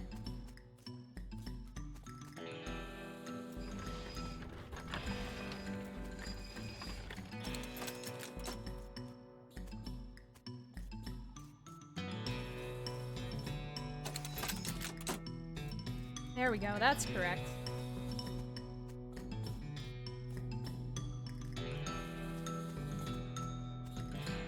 It's hard to tell at a glance, but on closer inspection, this guy seems to have died in a face-down abasement or prayer pose. Praying to the pit, maybe? It's difficult to say. Maybe just been napping weird. You give the wrecked minecart a salute in respect of its valor and service. The skeleton seems to be reaching out with that weird statuette. Or reaching out with the statuette? With the hands having fallen off, it's impossible to tell. There's some kind of weird statuette on the ground. Take it! You pick up the statuette. It's made of silver, and the tarnish and darkness make it hard to tell what it's meant to depict. Looking at it makes your stomach feel weird. Like you're starving, but also full to the point of nausea at the same time. Ooh, you get a lot of mysticality with that one. The pit seems very deep. You kick a rock into it, but never hear it hit the bottom. Throw something. You look through your pack for something that might be good to throw in the bottomless pit. You take the weird, twisty, tarnished silver knife out of your pack and look at it. You don't like looking at it very much. You toss the weird silver knife into the hole. This makes you feel relieved, though it's hard to say why. Whew.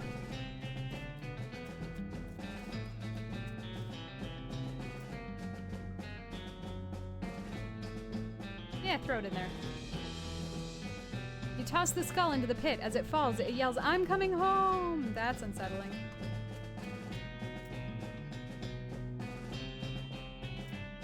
You throw the idol into the pit. The weird feeling in your stomach fades away, although you get a sense of, well, it's like you heard someone chuckle behind you, except you didn't hear anything, and there isn't anyone behind you.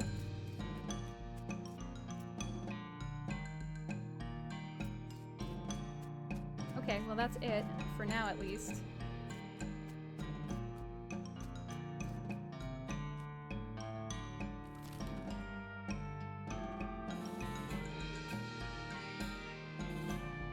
We need something that's gonna let us take the pencil out of the cactus and ghostwood. You see a hillside dotted with perfectly regular rows of military tombstones. Must be pretty old, doesn't bear any of the hallmarks of the hastily dug mass graves that Army resorts to after the cows came home.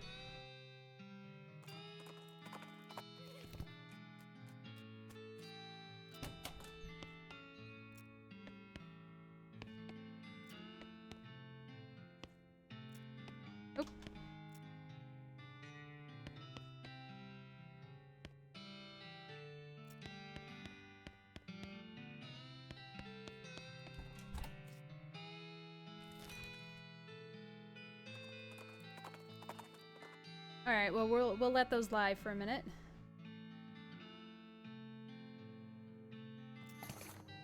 Shockweed.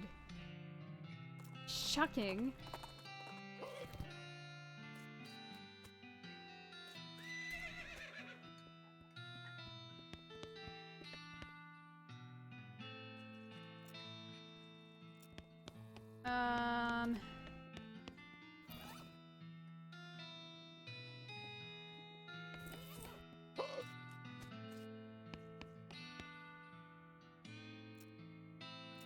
Okay. Let's try the soup shortage. We keep a municipal soup kitchen open to keep those who are down on their luck, to help those who are down on their luck, which is pretty much everyone around here, but we run out of soup and we need someone to fetch some more from the soup stock load. Redwood bread bowl. Okay. Let's go there.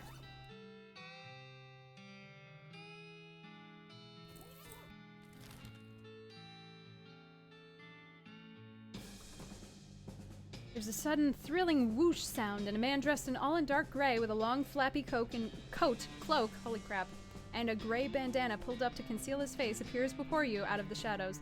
He brandishes a wicked-looking knife at you accusingly. Stop right there. Prove your allegiance or I'll suffer no cultists in this place. Could you be more specific? The necromancer's cultists, the skeleton guys.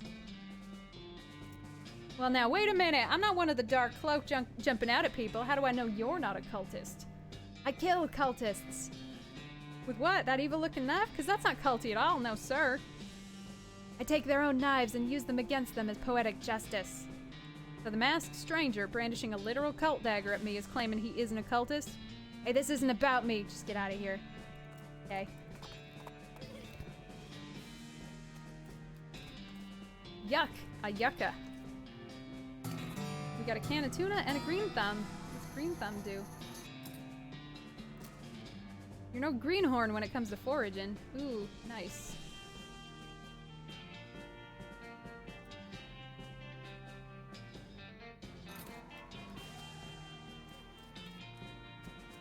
Somebody bent their yucca. This pile of tailings smells a lot like onions. The cart is overflowing with savory tailings. You wipe the soup off and then dig in. Nice.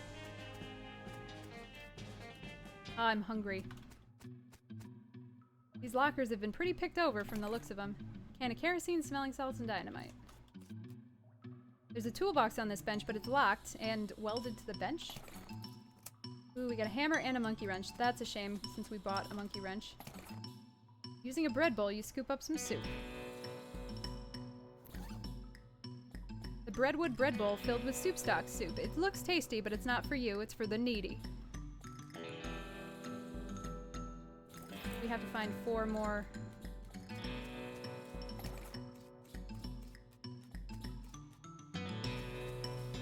A knapsack. Ooh, we got another cultist mask. There's a diary under the crude pillow of this bedroll. Entry 1. This mine is the worst. It sucks so bad here. I've been in some lousy mines, but this one really takes the cake. Everything smells like soup. The walls are slick with it. I swear I can feel it getting into my pores. If I went to a doctor for a blood test, he'd probably tell me my blood is tomato basil bisque or whatever. We finally managed to get deep enough to hear the master, but it turned out the dang soup table is higher than we thought. We're spending 90% of our time bailing the stuff out and only 10% digging. I got noodles in my boots. I hate this so much. Now the damn elevator's busted. It was always making a rattling noise and the guys off shift couldn't sleep. That finally stopped, but it stopped because the elevator itself stopped and we can't move it at all. Why did we even set up camp here? I had to spend the whole day scrounging around to find replacement 137, 59, and 23, oh, and 137, 59, and 23-pound compression springs for repairs. We'll install them tomorrow. Okay. Boss says we're giving up here. Maybe I should write that down. 137, 59, 23. Boss says we're giving up here and headed into a real deep mine they find up northwest. It's a shame we wasted all this work, but hot damn, it'll be good to get away from this soup. I will never eat soup again in my life. Got the springs installed proper like with the strongest behind the shortest bolt. Strongest behind shortest bolt.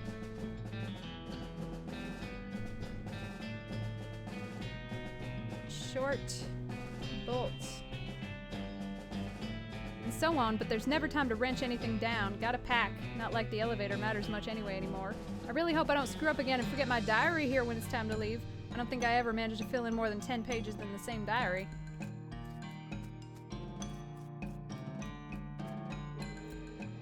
You see 3 different size bolts on the side of the elevator, which are all very loose. There's a sign that says 3,200 pounds pressure required, and some sort of gauge, which currently reads 0, whatever that means. Percussive maintenance. You smack the elevator in exact right spot to correctly position all 3 of the bolts. All in a day's work. Well, that was a waste.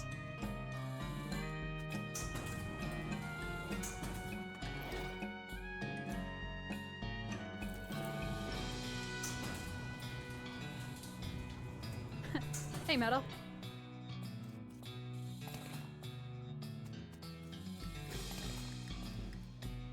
Oh boy, there's snakes.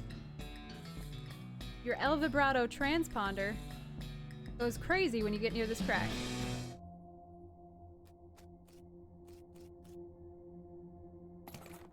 Ooh, we've got El Vibrato fluid. The pentagonal El Vibrato device contains some sort of sloshy fluid. You slosh the fluid. Slosh, slosh. Okay. Oh yuck. You should shower. The shine says Kuzuno, Kroskus, Tasta, blah, blah, blah, I don't know. Insert fluid. A featureless brown cube drops into the aperture. We got an El Vibrato food cube.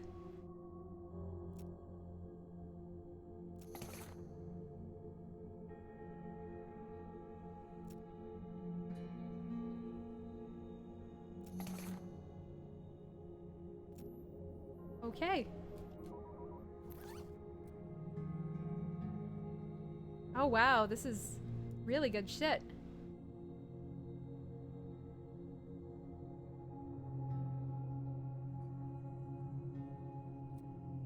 You press a button on the side of the flask, which makes the cap disappear, which is surprising and amazing. This allows you to drink the seltzer, which is also surprising and amazing. Nice.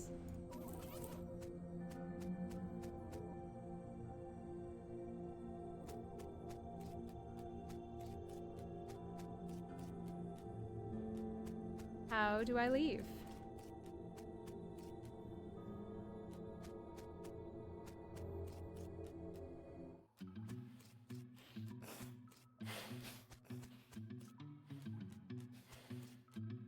There are hundreds of snakes lounging around this pool of hot soup.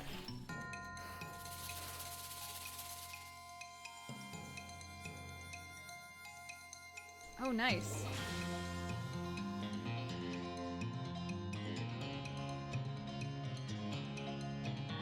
Oh shit, I have the hammer equipped? Really? I didn't mean to do that.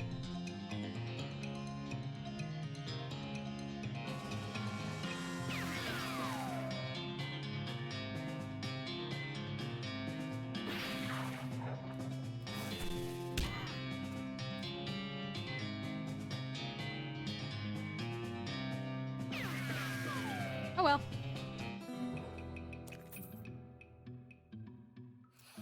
Okay, so this must be somewhere to grind snakes.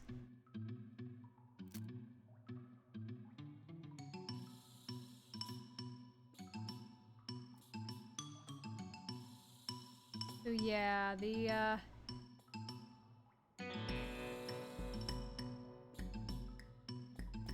cactus is still good. Yup.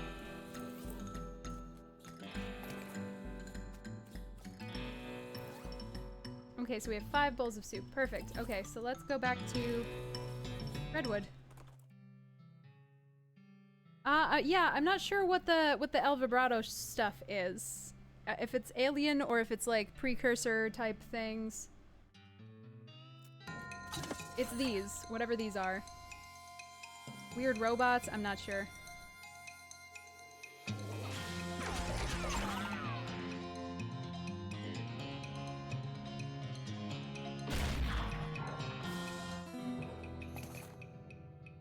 Awesome. Cats, I swear.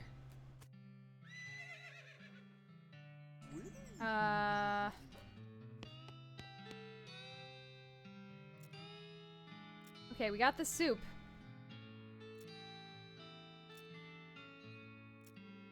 What other problems can we help with? The skeleton raids. There's a military cemetery not far from here, and I figure something must have happened to the caretaker because military skeletons keep wandering out this way and causing a ruckus. Alright, I'll check it out.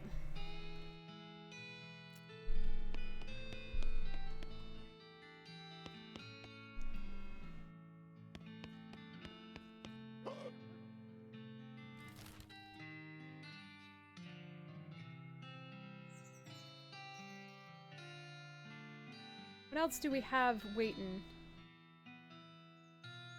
We still don't have anything to deal with this cactus. I mean, we could probably take a break and do the other, but this is fine.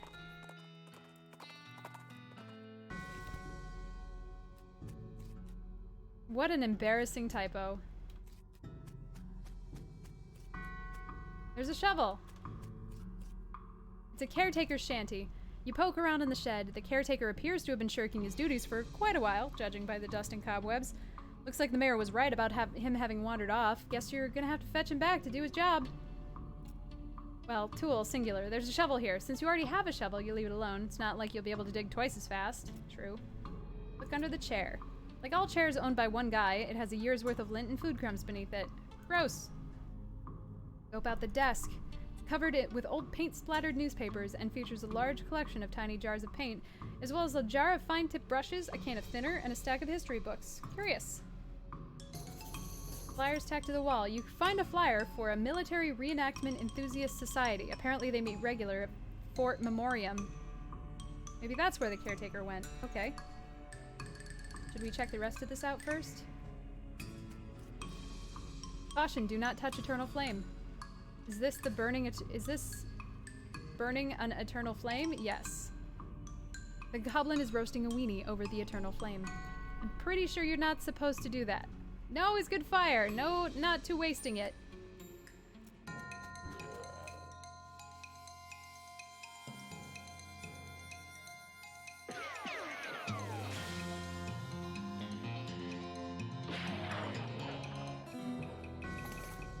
$40 XP and goblin bratwurst.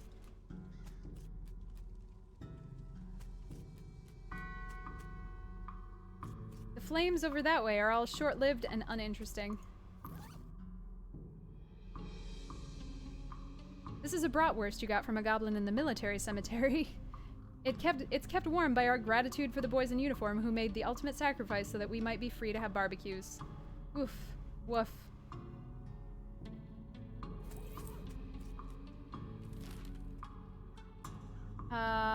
Actually, let's hang on a second. Let's go check out the professor. Since we have more El Vibrato shit. Oh, you saw Deadpool 2? Nice. Well, here's an unusual sight. An old boat out in the middle of the desert. If this were a beach, you could call it beached, but you can't call it deserted because there's someone in it. That someone is a skeleton wearing a helmet with horns on it. He looks pretty bored and is idly polishing the dragon-headed prow of his ship. You think maybe he's been here for a very, very long time indeed? Pickpocket the skeleton. That's, well, unlikely. I mean, he isn't actually wearing any clothes except maybe some rags, and they are gonna have intact pockets. So, and anyway, what would a skeleton have in his pockets worth stealing? What are you doing? You're going for it anyway. Okay, I have no idea how you managed to steal that skeleton's gold tooth without him noticing, but I can't deny that I'm impressed. Hey, we got a gold tooth.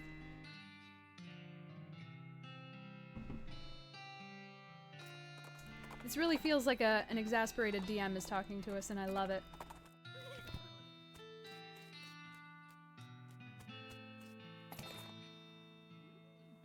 Oh, we got hot coffee.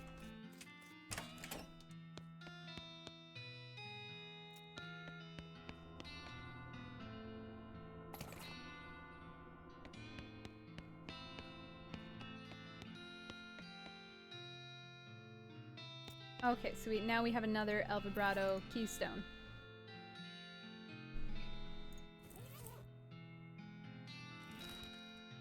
Alright, where were we going? Fort of Darkness or Fort Memoriam? I think it's Fort Memoriam.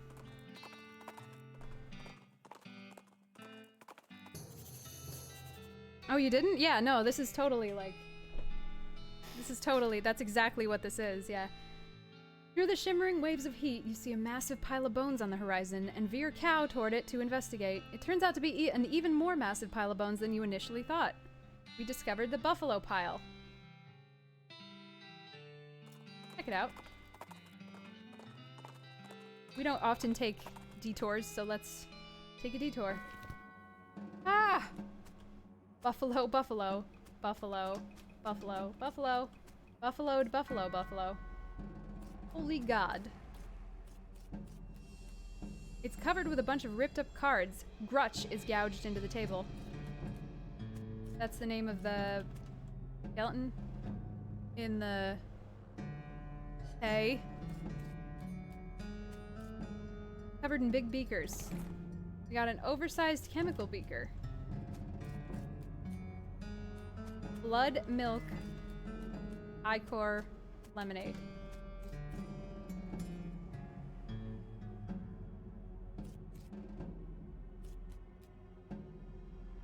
Atop the slab, There's a skeleton-shaped indentation with a buffalo skull-shaped indentation where the normal human skull-shaped indentation should be. It's a good thing to keep in mind if you end up in possession of the bones necessary to fill the indentation. Well, I have a lot of bones, but I don't have a buffalo skull. We need to put on some different armor.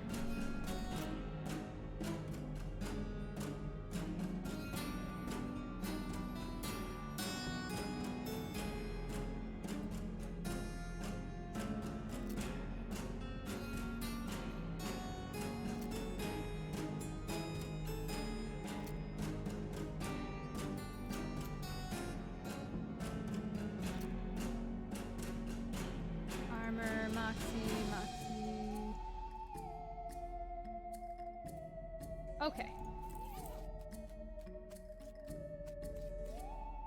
You look through the bars and see hundreds of buffalo human skeleton hybrids locked in there, 3 to a cell. The keys are hanging right next to the door. You could let some out if you wanted, but they all look pretty angry. Do it.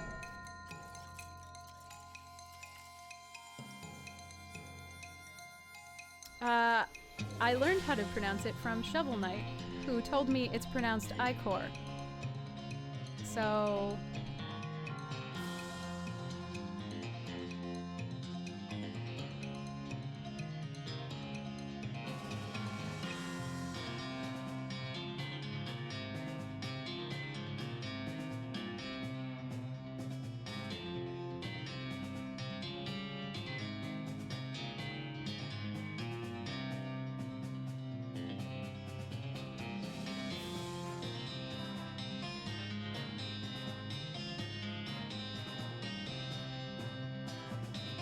we can get rid of this one. There's that.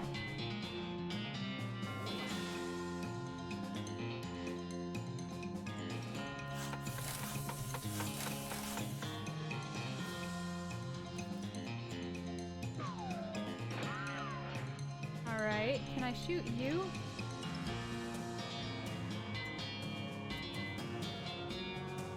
Nope, so we'll have to hit with this.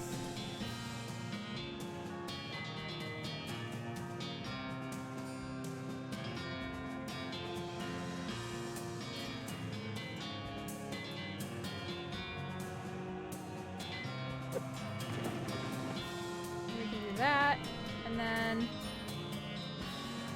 we can do this.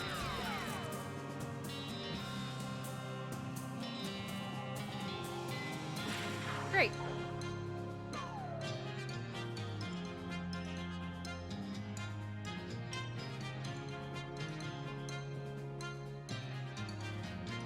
Ah, this is a lot though.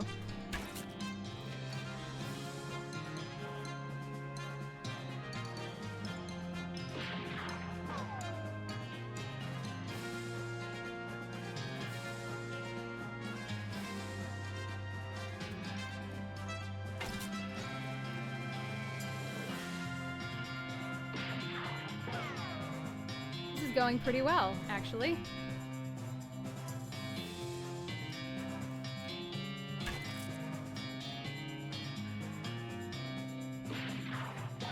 I don't know if we can like shoot those things away eventually. There we go. You put those buffalo soldiers out of their misery. Hooray! Okay, so that's a grind point. These shelves are filled with hundreds of crates, each full of buffalo and human bones, carefully sorted. You don't really have anything specific you want to do with human or buffalo bones right now, though, so while you appreciate how organized these guys are, there's not really anything here for you. That's not true. I want to put them on the altar. Buffalo pile, bathroom. You should really use scented candles in here. The little wooden container filled with reading material. Ooh, we got another modern snake oiler.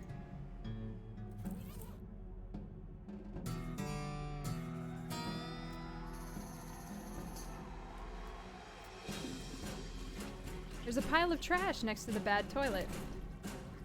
A discipline slip. It looks like one of the necromancer's cultists got written up. 2 more of these and they'll be ritually eviscerated. Nothing personal, it's just corporate policy. You read over the infraction listed on the slip. Looks like one of the cultists was gathering dangerous mushrooms. Curious, you stick the slip into your journal.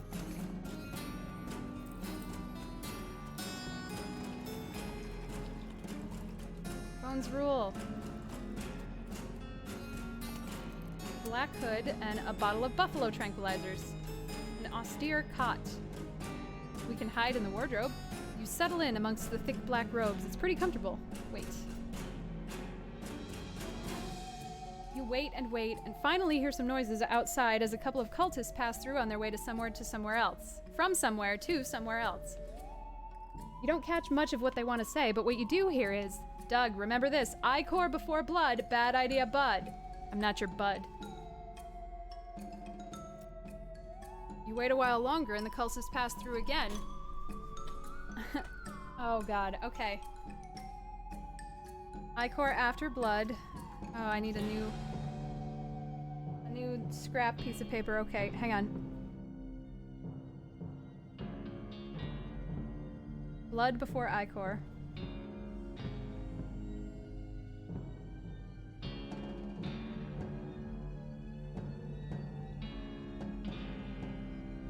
I-core after milk.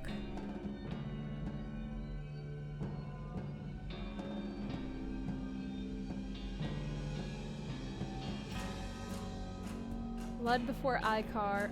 Blood before I-core. Start that soldier's ticker. E-core. Maybe it's E-core then.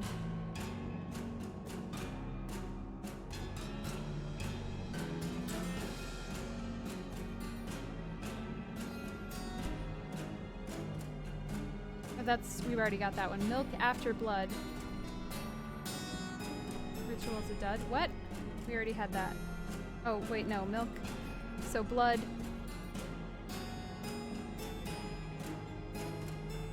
Blood after milk.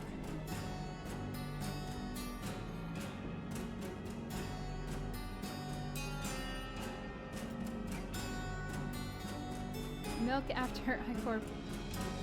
I-core. Might try to, I don't know.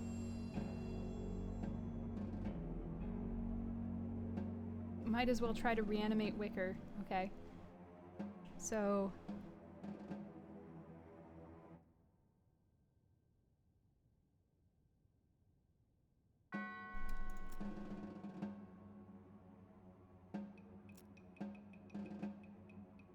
Okay. So, we've got enough to figure it out. A very sloppy cot. Oh no, we don't have another padlock. There's a wicked-looking leather-bound tome on this pedestal. Intermediate Nex-Mex. This mid-tier Nex-Mex textbook teaches you how to replenish your blood supply by stealing blood from the living. Keeping enough blood inside you is important to necromancers and civilians alike. Vampiric Yodel. We got a skill, Vampiric Yodel. But we got emaciated.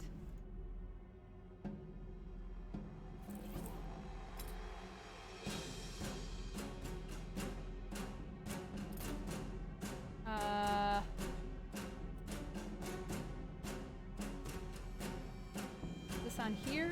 No. Where was emaciated? You're gaunt and bony as a result of the dark arts you've been messing with. But what does...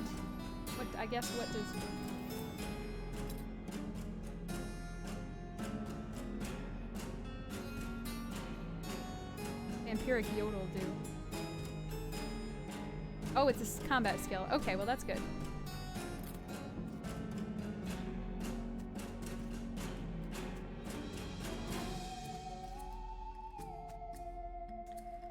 Okay, so...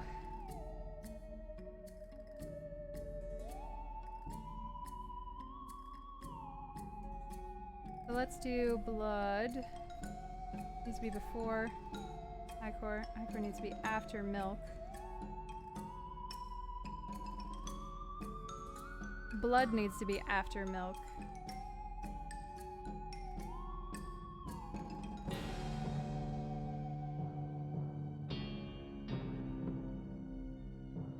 Blood before...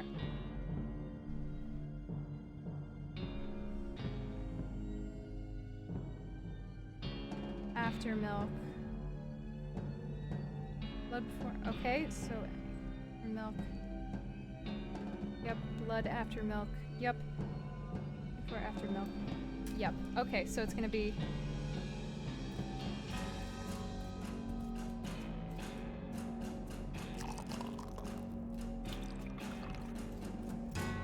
The liquid in the beaker begins to bubble. Watch the reaction. Steam rises from the beaker as the reaction intensifies. The intense heat of the reaction fuses the ichor spigot into a useless mass of metal. How will it end? The boiling subsides, and what's left in the beaker is... Yes, tell me, tell me! When the smoke clears, you're left with a beaker full of a liquid that is unmistakably buffalo reanimating fluid. It's unmistakable because somehow the reaction caused the beaker to become labeled, and the label says that it's buffalo reanimating fluid. That's just science.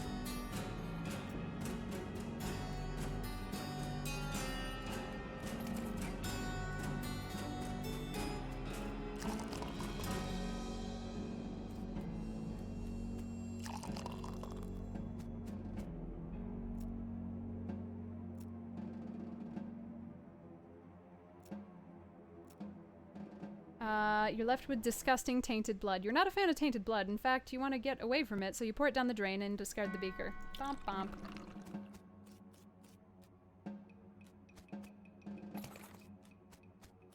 Okay, the faucet is fused shut.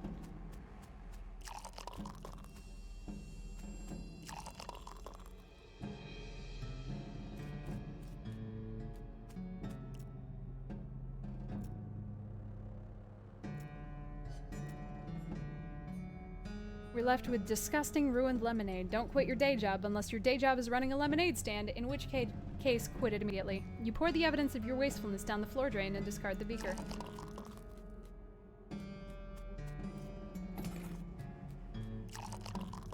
I don't know...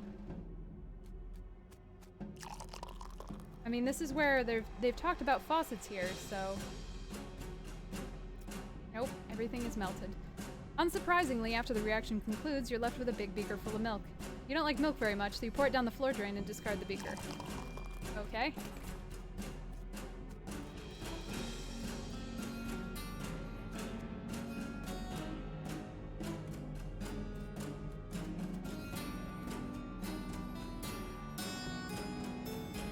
Don't we want to, like, reanimate the buffalo bones? I'm so confused.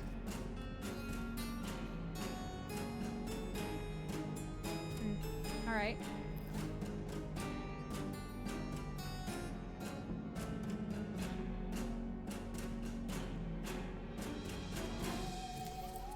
So...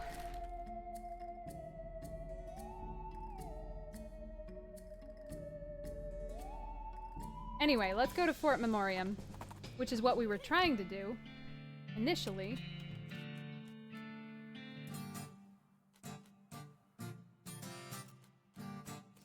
Not many people would walk around in a cow hat in this day and age, not to imply that they were ever in fashion or anything. Hi, I'm Alidus. Hey, yeah, I'm Melvin. Are you the cemetery caretaker? Nope, I think Jeff said something about having a day job. It hasn't been that day for like 2 weeks, though. What's with the hat? We're doing historical reenactments. You're playing a tabletop war game. Well, okay, sure, but a historical one. Anyway, we only switched to this after we quit doing real reenactments. Why'd you quit? It was too much exercise. Also, somebody kept refusing to lie down when he got killed. You missed. What's the game you're playing?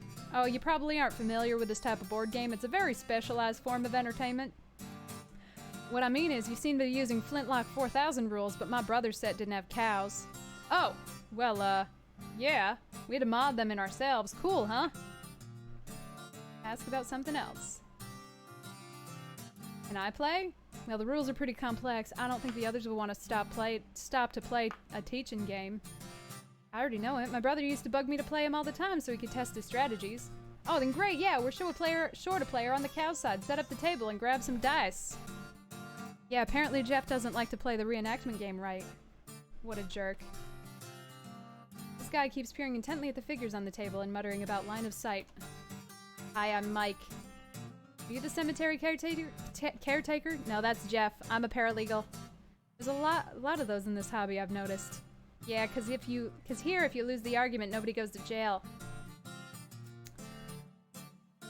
You seem to be taking this game real seriously. Oh, well, of course, you gotta play to win, otherwise what's the point? Having fun? Exactly, and winning is how you do that.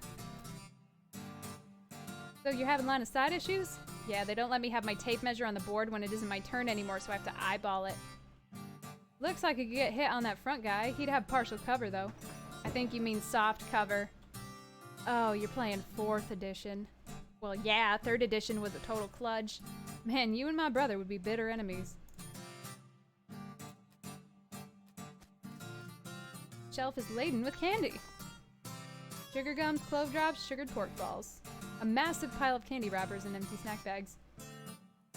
This guy is eating chips like they're going out of style. Wait, he's a nerd. Nerds don't care about what's in style. Hiya, I'm Alidus. Hiya, I'm Jeff. Are you the cemetery caretaker? Yeah, that's me. Did one of the other guys tell you? I try to keep it hush because people assume you're a weirdo if you work in a graveyard. I'm actually here to tell you to get back to work because skeletons are wandering out of the place and causing trouble for the neighbors. Aw, nuts. Alright, well look, I'm on a real winning streak here. I'll go back once it's over, okay? Hornswoggle. No, you got it backwards. Now's the time to leave while you're winning. How do you figure? Attitude is important. You feel like a winner, you play like a winner, right? If you wait until you've lost to leave, you'll go home feeling like a loser. Go home a winner and soak in that sweet satisfaction of victory. Then you'll be ready to do it again next time. You know, that makes a lot of sense. Guys, I'm heading out. I'll be back to kick your butts again next week. The others jeer and make dismissive gestures as he leaves. This guy is excitedly and repeatedly describing his favorite kinetoscope reel. Hiya, I'm Alidus. Howdy, I'm Ernie.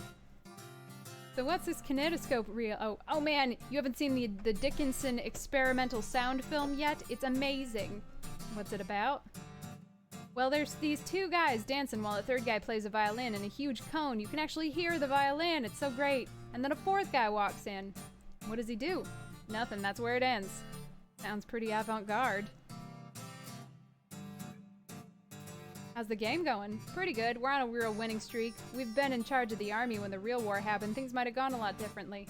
Probably the real war had was a lot more unbalanced in terms of unit allotments. Good point. Oof. Mom made Rufus stop drinking that brand of soda after he didn't sleep for 4 days and started yammering about putting our cat in a box to see if he was alive or not. Oh boy. So how do you like this game? Pretty good. I prefer the science fiction version though. What's it like? It's real interesting. It has vehicles that move without horses and guns that fire more than once before reloading. Whoa, that sounds really imba. What? So how'd you get into this? I was in the actual war, made it out with only a few scars and a limp, fortunately, on account of how I spent the whole thing hiding in a cave. When I heard about the reenactments, I signed up to find out what I missed. This is probably not a whole lot like what you missed. Yeah, better snacks for one. This guy doesn't seem to be interested in the game, he's just noodling on his guitar. Hey yo, what's up? Not into the game? Nah, man. I mean, I like games, that's why I hang out with these guys, but I gotten bored of these strategy war games. I want something different. Like what? Well, I like playing the guitar, so I was thinking some kind of guitar game where you pretend you're in a band and you have to hit the right chords. Sounds hard, if you don't already know how to play the guitar. Yeah, I thought of making something real simplified version, but that wouldn't be much fun for me. I have an idea. Instead of pretending to play in a band, why don't you join an actual band and play guitar for real? I know a place that's looking for talent. Put my guitar skills to actual use? That's not a bad idea. Okay, cool. The Jewel Saloon in Dirtwater. Tell him I sent ya. Godspeed, Guitar Man. Play their little game. Let's play the early skirmish. Oh boy. Who am I?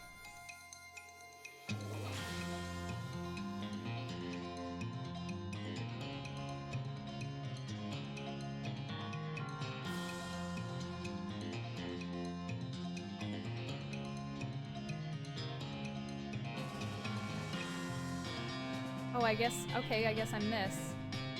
Alright.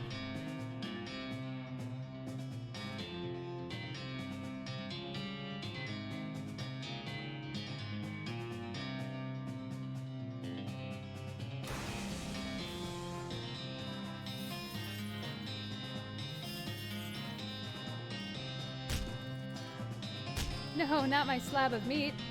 Oh no.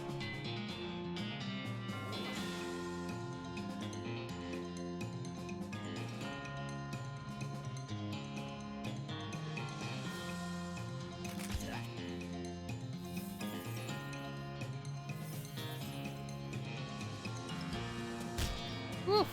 Well, we're gonna die.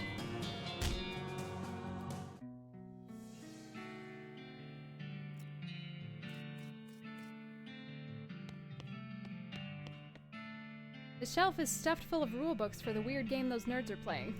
Do we have anything that we can up our mysticality with? Oh, there's a bug in here.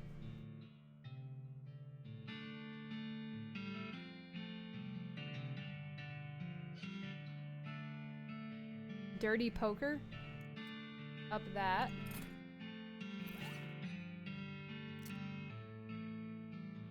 Hell damage.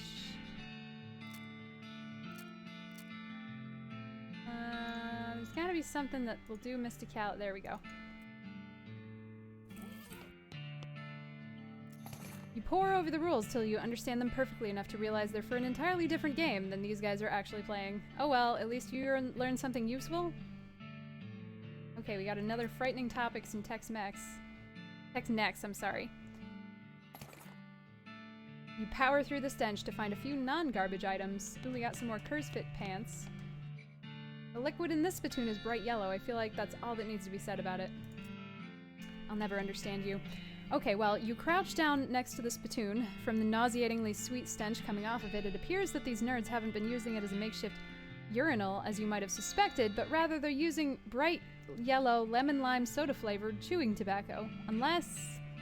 well, another possibility is that they have been using it as a urinal, but they're all extremely diabetic, which, now that I think about it, is a real possibility. In fact, it's probable that both of those things are true. Search it. Really? You're gonna put your hand in the nerd piss and or spit bucket? Just dive right in there? Just gonna splish splash around in that sticky yellow broth of spit and pee with no restraint whatsoever? I sure am!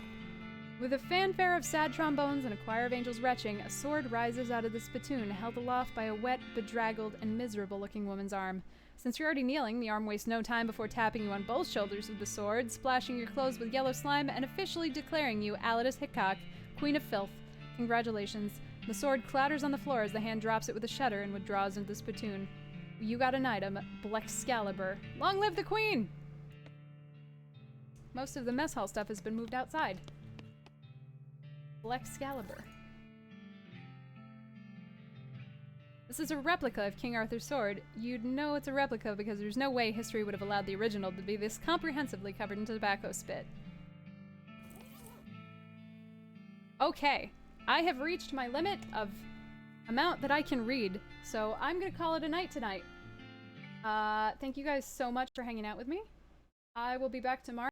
I probably won't play this. We'll probably give my voice a little bit of a chance to rest, but it'll either be Axiom Verge or Pokemon. Anyway, yeah, no, I really like the spittoons. Those are fun. So I'll see you guys tomorrow. Have a good night!